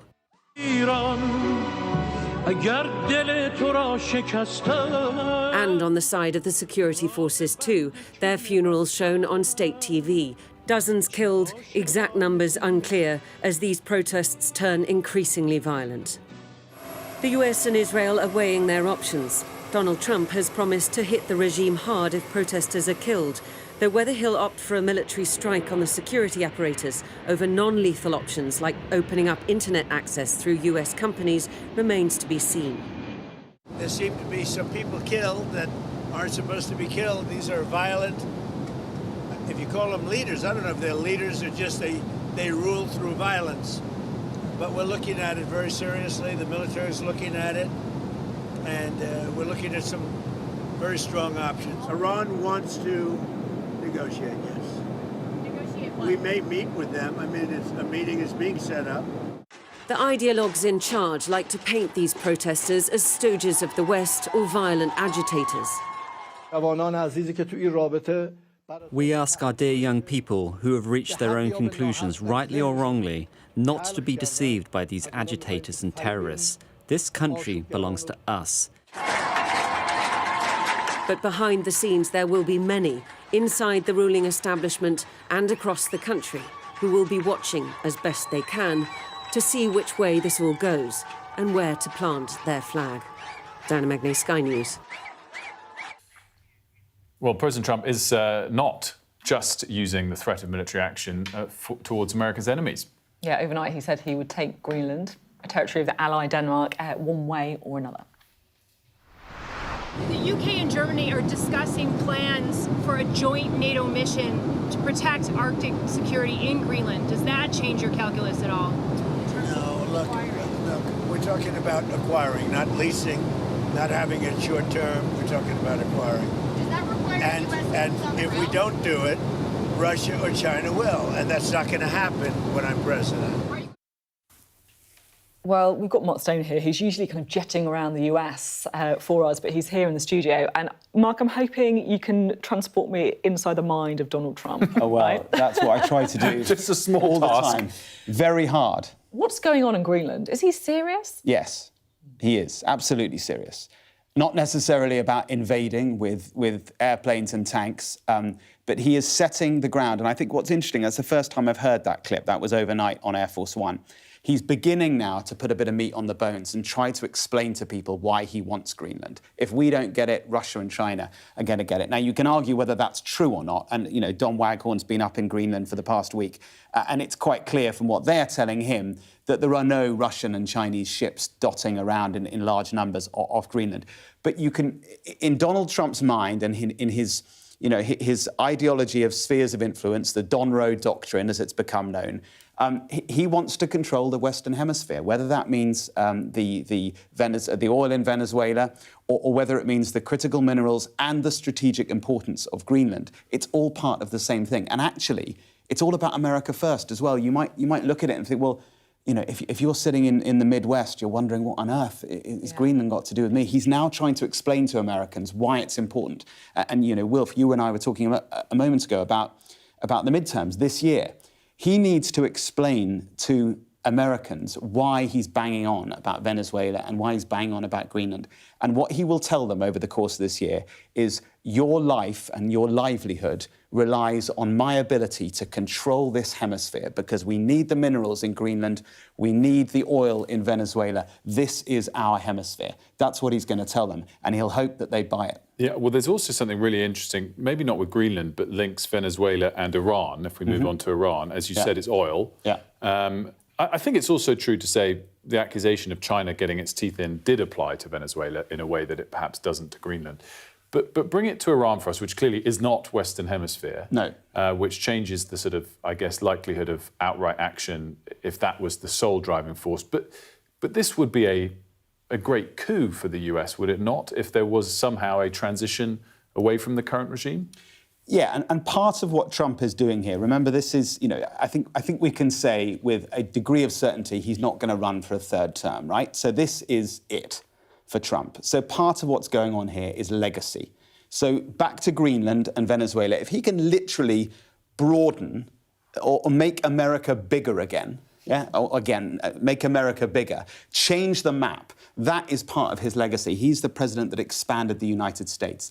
And if he can also be the president who, after all these decades, changes the regime in Iran and manages to do it peacefully, big if, then that will be part of his legacy. And if Venezuela and Iran produce a lot more oil, and if there's peace in Ukraine, energy prices globally could come down, which I think helps with the cost of living.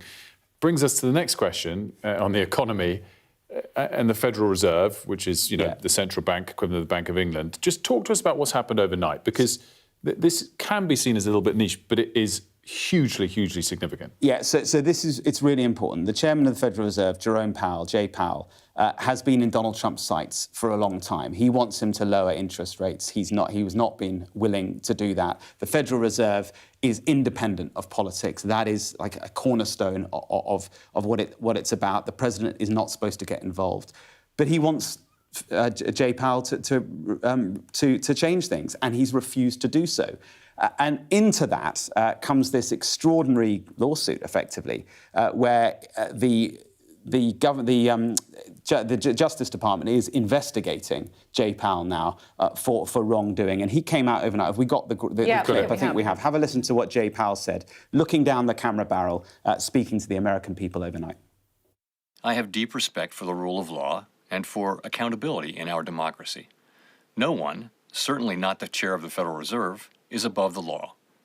But this unprecedented action should be seen in the broader context of the administration's threats and ongoing pressure. The threat of criminal charges is a consequence of the Federal Reserve setting interest rates based on our best assessment of what will serve the public, rather than following the preferences of the president.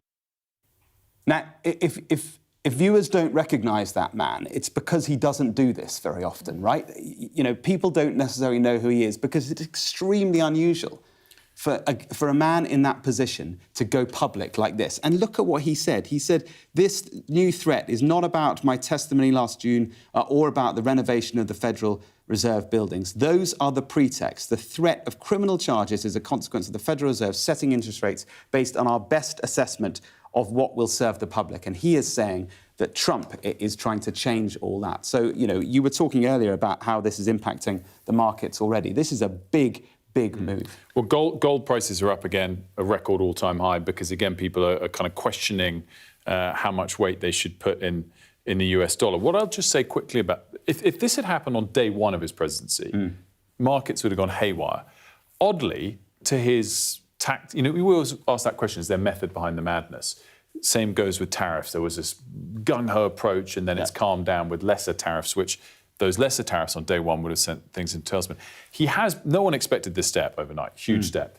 But he has sort of been preparing the ground for this and is going to replace Powell anyway in May. And almost you'd look at the market response and say, I'm kind of astonished it's not more, that markets aren't falling out of bed more given what's happened. And I guess it comes back to a question of, you have to say now there is method behind the madness, even if you think on all of these approaches, even if you do think the outcomes are a little bit mad. You might think that the method is mad, but the outcome is actually quite strategic in many ways, as we discussed with Greenland. You can see the logic of why he would want to do that. And look, we haven't even discussed how Russia and China might react to a takeover of one sort or the other of Greenland. It would, or like Cuba. I mean, he's talked about Cuba as well. Last night he reposted a tweet that someone wrote, Marco Rubio for president of Cuba, and Trump retweeted it and said, I like that idea. I mean, they are seriously talking about regime change in places like Cuba, all part of the hemisphere doctrine of his. But if Trump was to somehow take over Cuba, then what message would that send to Russia? Because it's exactly the same pretext, exactly the same logic that Russia is using to widen its hemisphere by taking over Ukraine. Of course, that many people push back on that suggestion, say, well, it's not like Russia follows international law in the first place, but I totally get the point. Crazy kind of message it sends to international law. Great stuff, Mark. Thank you so much. Safe travels. Good to be here. Enjoying the show. We'll see you soon, both live and on Trump 100. Are you plugging the podcast? Well done, Will. Trump 100 available at least 3 times a week, is it? 3 times a week? At least 3 times a week. You and the team breaking down all of what you've just done for us on a regular basis. Well worth subscribing. Wherever you get your podcast. There we go. Gold stars, guys. Wow, that's impressive. Very smooth. I didn't even notice it. Good plug. Yeah, well, there we go. Got to get it in there. Thanks, Marcus. Honestly, it's been great to have you. The Golden Globes is the starting gun for Hollywood's award season, and last night's event saw 2 productions emerge as film favourites. One battle after another took home 4 awards. Hamnet swept the Best Drama Picture. There was also big recognition for breakthrough British drama Adolescence. Here's Katie Spencer. She's got all the highlights. Jessie, Buckley. It was a night dominated by Irish and British talent. Jessie Buckley winning for her powerful performance as Shakespeare's wife in Hamnet, an English story with an international cast and crew. We were telling the story of probably the most famous Brit that ever lived, and we had a Chinese director, a lot of Irish, a mostly Polish crew. This is Bob Ferguson. I was a part of the French 75. At a politically charged time, a politically charged film was this year's Golden Globes big winner, taking home 4 awards, one battle after another, positioning itself as the one to beat ahead of the Oscars. But there was no Best Actor win for its lead, Leonardo DiCaprio. That honour going instead to Timothee Chalamet for his overly competitive ping-pong player in Marty Supreme. The star insisting on stage he's always tried to remember that winning isn't everything. My dad instilled in me a spirit of gratitude growing up. Always be grateful for what you have. It's allowed me to leave this ceremony in the past empty-handed, my head held high, grateful just to be here. But I'd be lying if I didn't say those moments didn't make this moment that much sweeter. He's a good kid. Jamie, I want you to listen carefully. Netflix's Adolescence was the big TV winner, with acting awards for Stephen Graham, Erin Doherty and 16-year-old Owen Cooper, adding to his impressive awards haul for his breakout role as a teen accused of murder. I took a risk and I went to drama classes. I was the only boy there. It was embarrassing, but, you know, I got through it. I'm still learning every day. I'm still learning from the people that sat in front of me, who's inspired me. I wouldn't be here without you guys, so, I mean, it's mad what is going on. Some think our show is about how we should be frightened of young people. It's not. It's about the filth and the debris we have laid in their path. Removing hate is our generation's responsibility. On top of breaking records as Netflix's most watched film ever, K-pop Demon Hunters took home 2 wins. The ceremony closing with Best Drama going to Hamnet, its second award of the night. Let's do this together. Let's keep our hearts open and let's keep seeing each other. And let's keep allowing ourselves to be seen. At a time of deep divisions politically, in many of the speeches, a focus on the importance of having hope, finding that which unites us, and working together. Katie Spencer, Sky News. Now, tens of thousands of people in Sussex and also Kent are starting the week without water. So the County Council in Kent has had to declare a major incident over this. South East Water says the recent cold weather and a subsequent breakout of leaks are to blame. The water shortages have forced schools to close and a number of bottled water collection points have been set up. I should say, this is not the first time it's happened in the area. This is ongoing disruption that a lot of people in the area have felt, and the water companies saying many people have been told they won't get water until Tuesday at best. This is the leader of Kent County Council. So he took to X to say a major incident's now been declared in Kent on the basis that more households and settings have been impacted in the last 24 hours. So look, the emphasis there on more. I mean, this is a problem that doesn't seem to be under control, people queuing for bottled water, and of course as well impacting schools. Yeah, I mean, we might remember that interview we did with the local MP before Christmas. Again, just reminding people, if the sole excuse given was cold weather, it's a bit disingenuous because it's been going on for a while. This is not a one-off issue. We're going to take a break. When we come back, the cost of owning a caravan is going up. We'll get some evidence from the property expert Phil Spencer. That's next.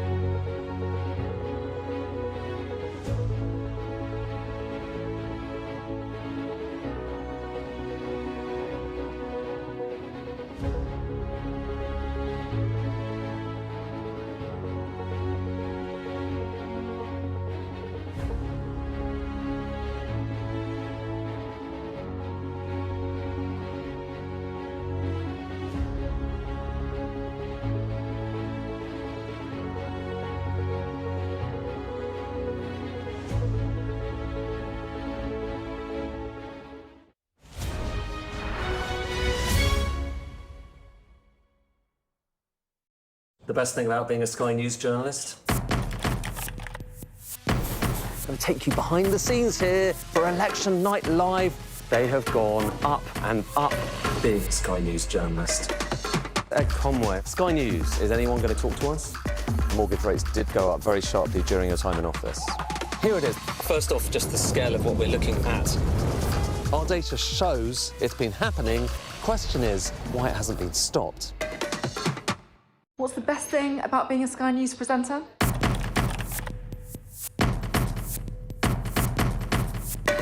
We've done the work and the reading, so you don't have to. Being a Sky News presenter. Hello and welcome, Westminster, the heart of British politics. I'm so sorry about what happened to you. So what on earth is going on? It's not true. Can I tell you what I think is really unusual? Mornings with Richard and Frost. Let's crack on. Let's get started. Hello again. Now, caravan owners say they are considering leaving their parks because fees and charges are skyrocketing. But is selling out the best option?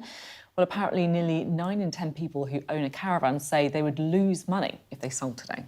Well, property expert Phil Spencer joins us to discuss this further. Very good morning to you, Phil. Thanks so much for joining us. So where is this problem arisen from and when has it arisen from? Well, it's an unregulated industry and there are 450-odd thousand caravan and lodges out there, and it's extremely difficult when it comes to selling them. There isn't an open marketplace.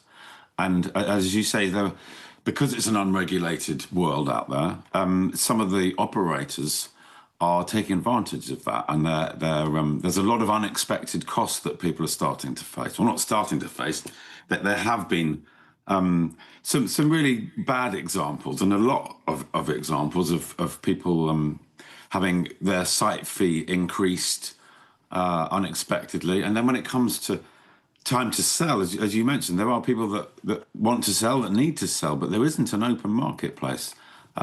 So a lot of the operators, the people are being forced to sell back to the operators, and often at big discounts. So it's a fairly murky world, which we're trying to clean up today.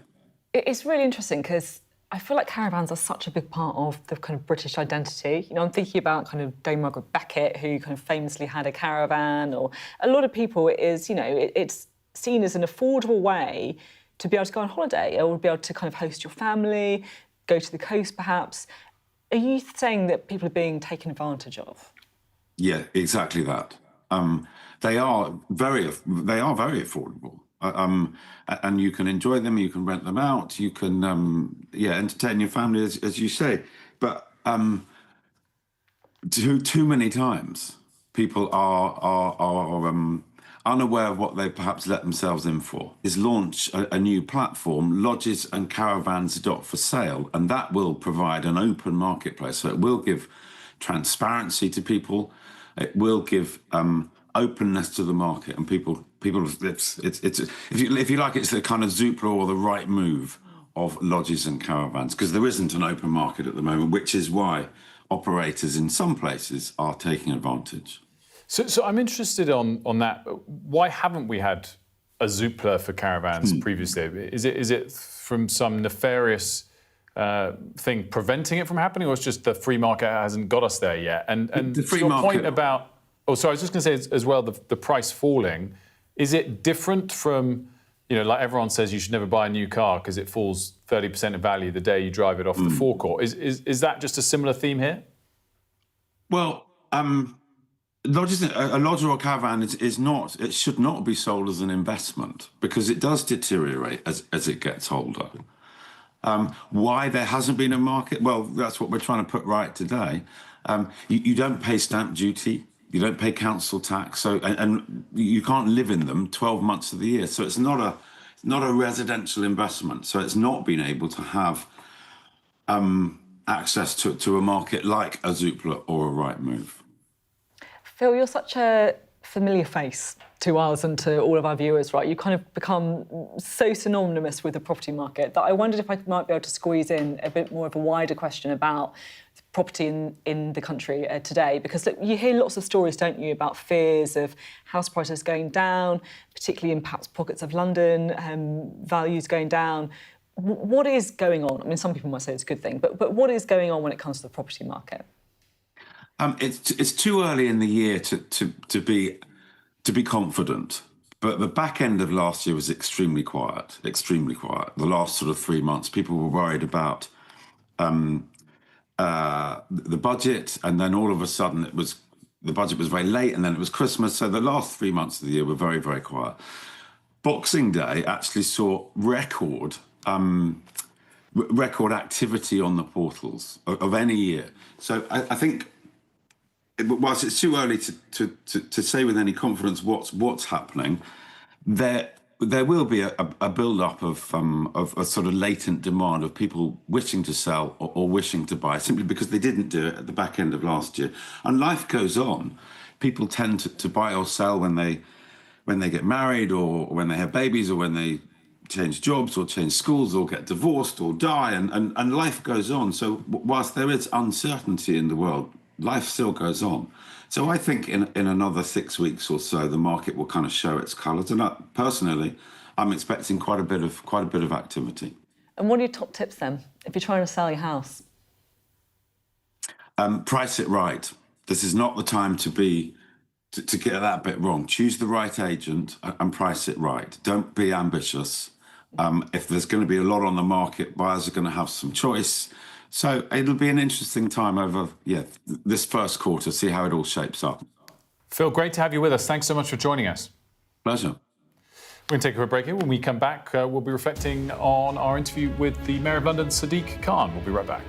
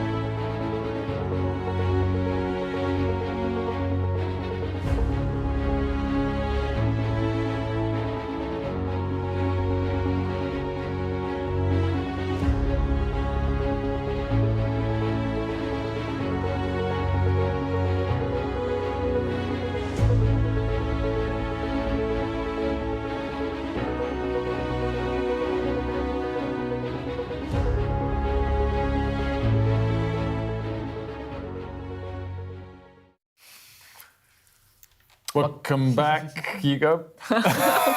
I'm going to go for this one. Lots of news to get through this morning. We're going to be talking about Wilson's interview with Sadiq Khan. We're also going to be talking about Iran. Iran's foreign minister claims the situation in the country is now under total control after weeks of protests led to over 500 deaths.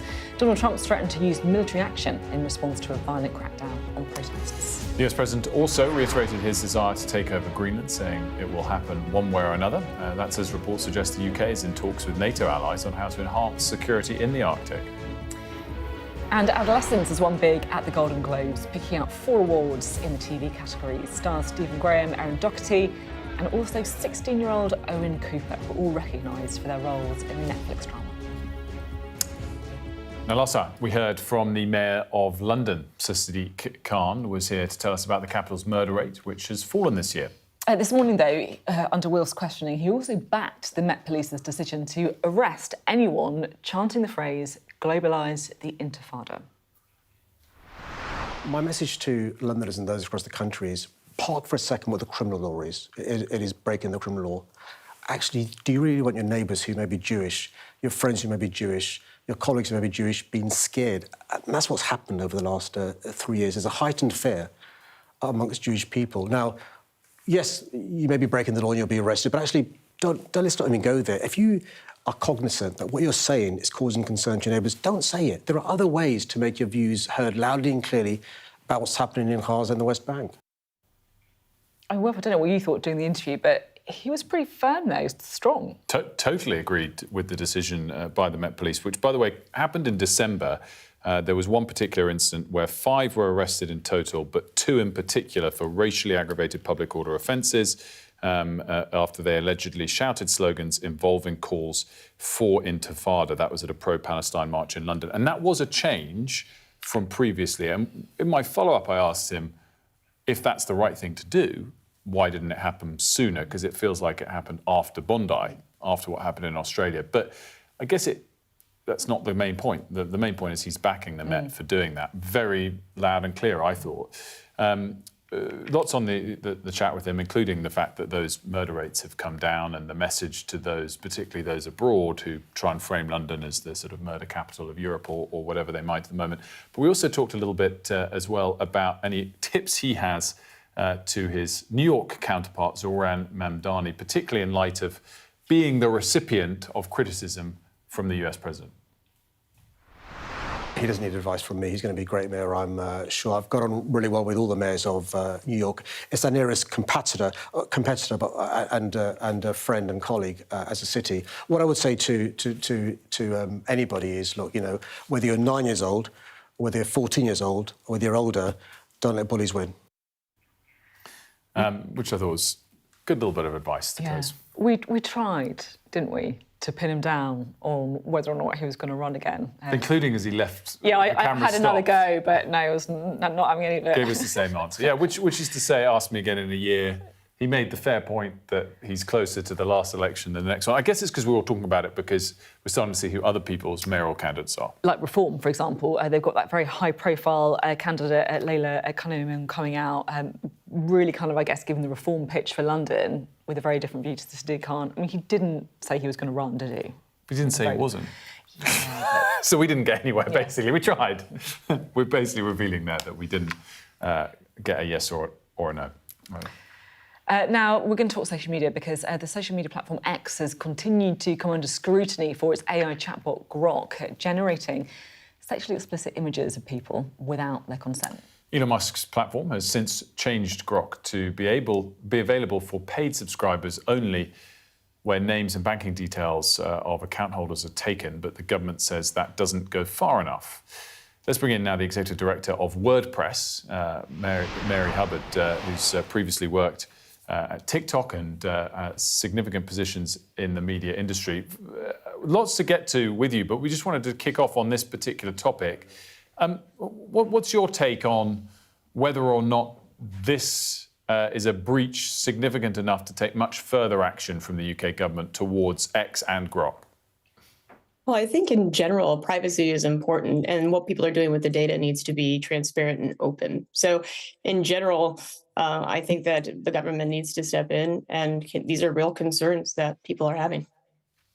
I mean, it's a bit more than that, though, isn't it? If people are making sexually explicit images of people without their consent, it feels like that is a real violation of their rights. And I accept that, Grok has changed it a bit, but they've effectively just said, oh yeah, you can do this if you pay for it. Yeah, I think that when it comes to anything or protection of children, it needs to be locked down immediately. TikTok has done many things to protect it, and Grok needs to start following suit. And a lot of the things that especially in Europe with data controls and what people are seeing and how they're doing, it needs to be talked about, and policy needs to be created to protect children and protect people. So many people we see weighing into the debate in this country from the US when it comes to free speech more broadly.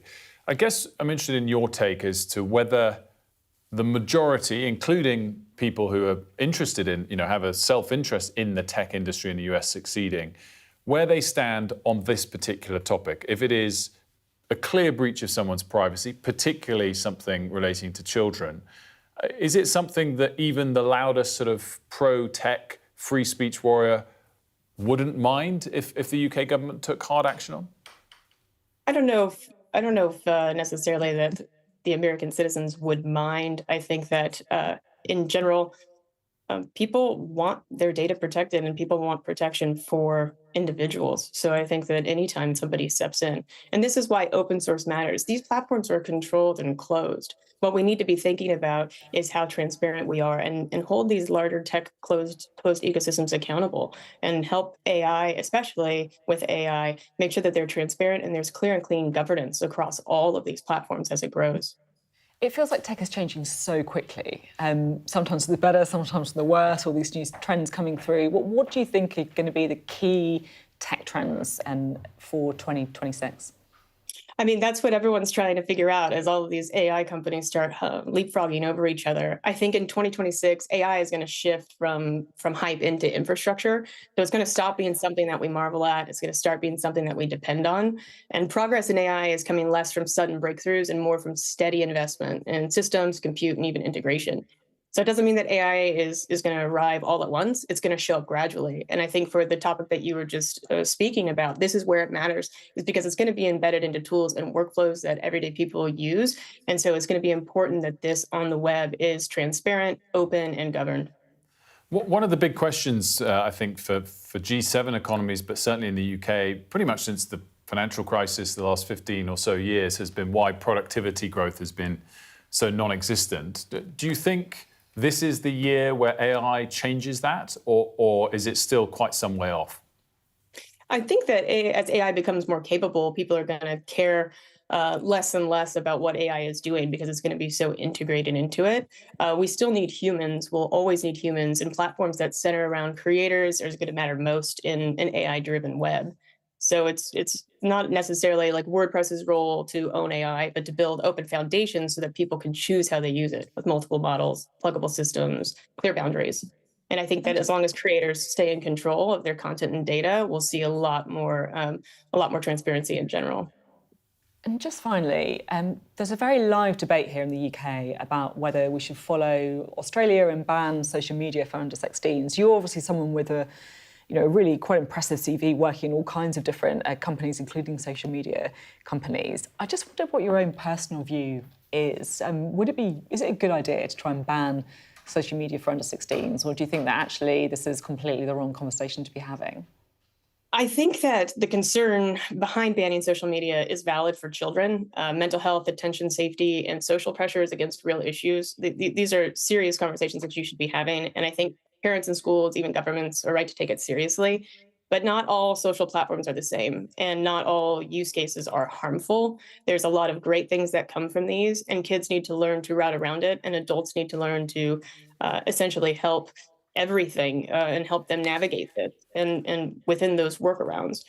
But I don't think that we should allow for platform accountability to be avoided. If a ban can shift responsibility between parents and governments, that's not something that we should be looking into. But technology isn't going away, and it's not for young people, whether you're online or offline, right? So this goal shouldn't be to keep kids off of the internet or off of these platforms, but we need to work together to make the internet safer, healthier, and more humane by design. Mary, thanks so much for joining us. Much appreciated. Thank you. Now, US President Donald Trump says Iran's leaders have asked to negotiate after he threatened military action in response to a violent crackdown on protests across Iran. We're joined now by Kasra Arabi from United Against Nuclear Iran, who was previously the lead for Iran at the Tony Blair Institute. Very good morning to you. Thanks for joining us. Thank you for having me. What's the latest you're hearing about the situation on the ground? The foreign minister of Iran said this morning, he said the protests were completely under control. Is that accurate? It's not accurate. Of course not. In the past 48 hours, the regime has been escalating its violence to unprecedented levels. We are hearing that conservative estimates now put the death toll at 3,000.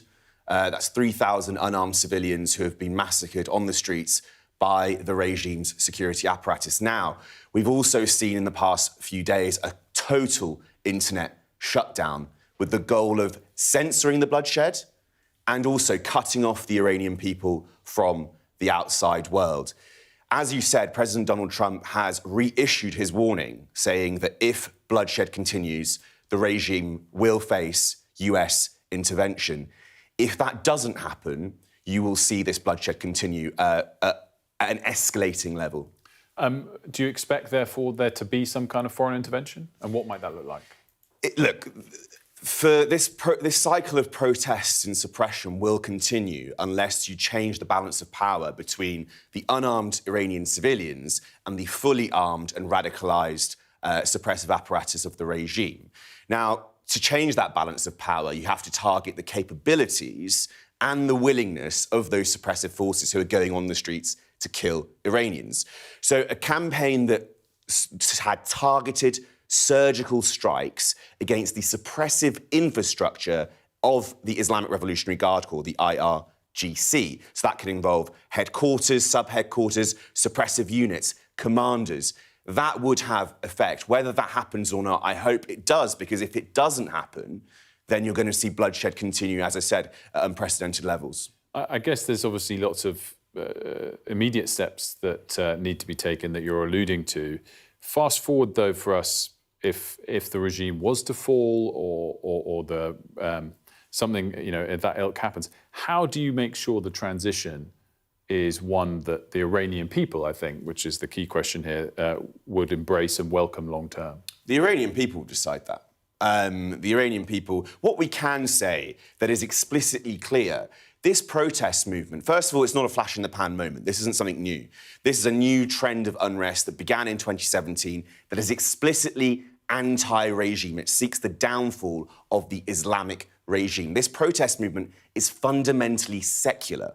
So what will replace this Islamist regime, and we can say this with certainty, is a secular state. How that secular state, what form of governance, how it looks like, the Iranian people will decide. And there is already talks that there would be a referendum for the Iranian people to decide what form of government they want. There's talks of a constitutional monarchy. There's talks of a secular republic. Again, that's not for you or me or anyone else's side other than the people of Iran. Yeah, I mean, I guess I don't think you can say then equally with certainty, which I think was your phrase, that any of this would follow next, even if it's hard for the outcome to be less desirable than the recent oppression.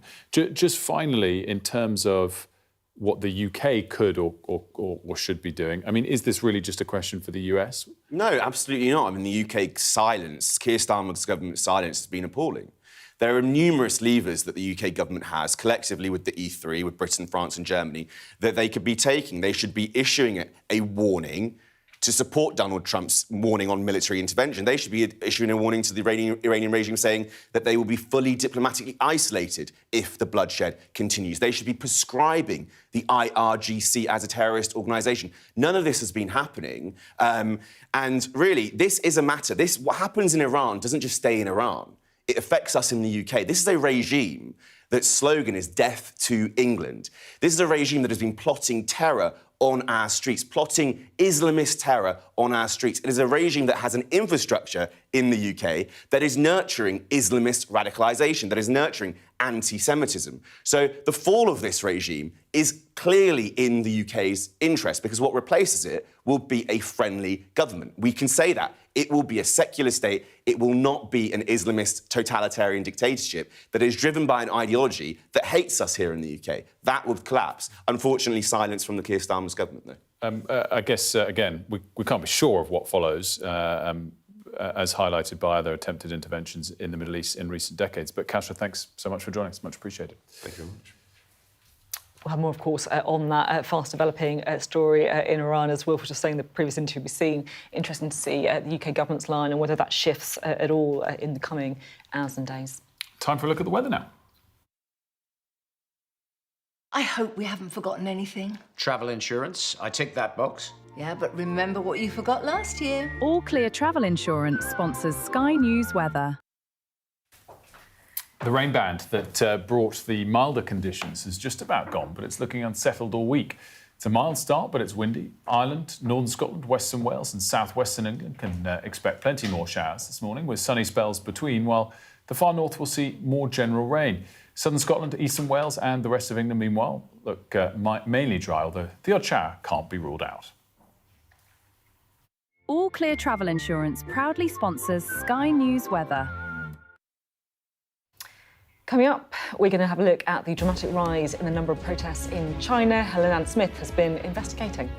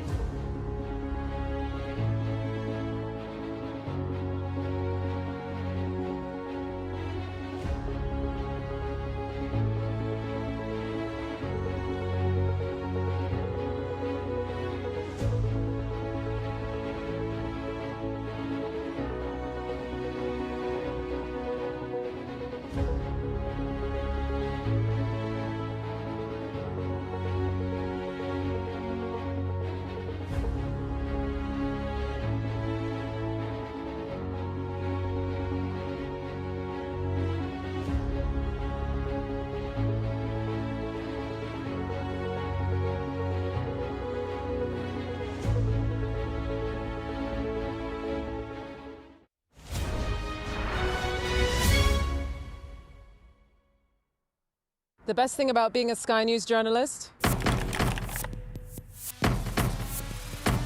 They call him the king of the jungle. Being a Sky News journalist. Yusra Al-Baghir has this report. And this is what's left of it. As a woman of colour, how did the Harris campaign speak to you? People risk their lives to speak to us for this report. Mr. Zuma, Sky News. We're trying to see as much as we can.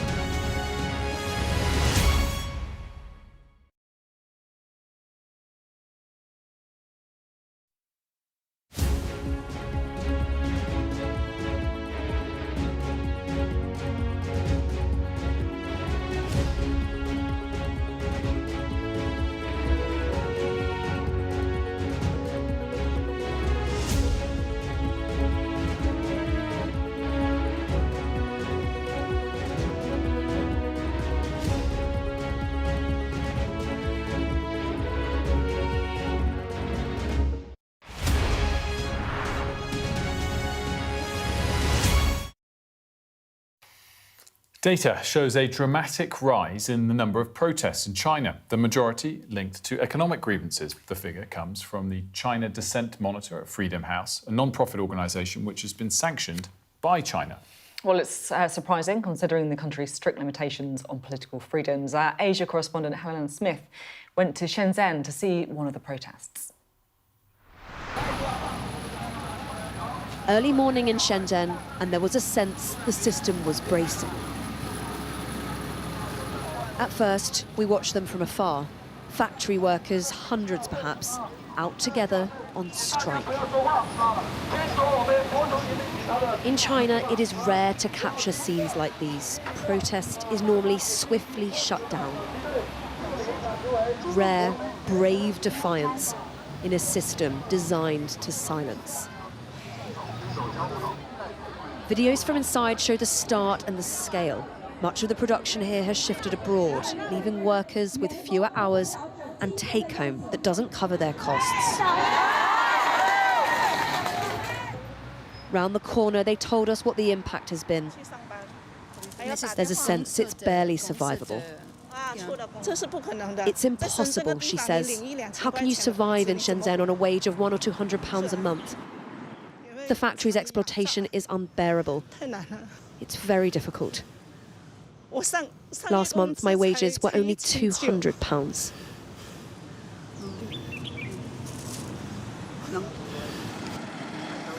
It's important to emphasise just how unusual something like this is in China, and everybody here is taking a risk by being here. It says something quite stark about how desperate they consider their situation to be. The authorities did not want us to film this, but once we got close, the protesters clearly did. But we could barely steady our cameras before this. Wait. Hey, stop. Okay, all right. Please, please, stop. Please, stop, please. We weren't physically harmed, but our camera was seized. We were forced into cars and driven away. China does not want its dissent to be seen. But if protest here is hard to document, hard to catch, crucially, it is not actually uncommon. These are just a handful of hundreds of incidents in just the last few months.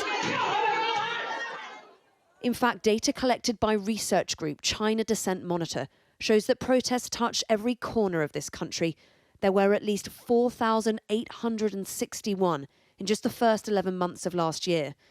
And there's been a dramatic increase in the number recorded, up 48% on the same period in 2024. And the motivations? Well, 85% of the thousands charted have been about economic grievances. But most evidence is quickly scrubbed by an army of censors.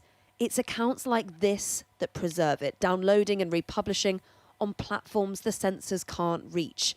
The man who runs it is in hiding in Europe.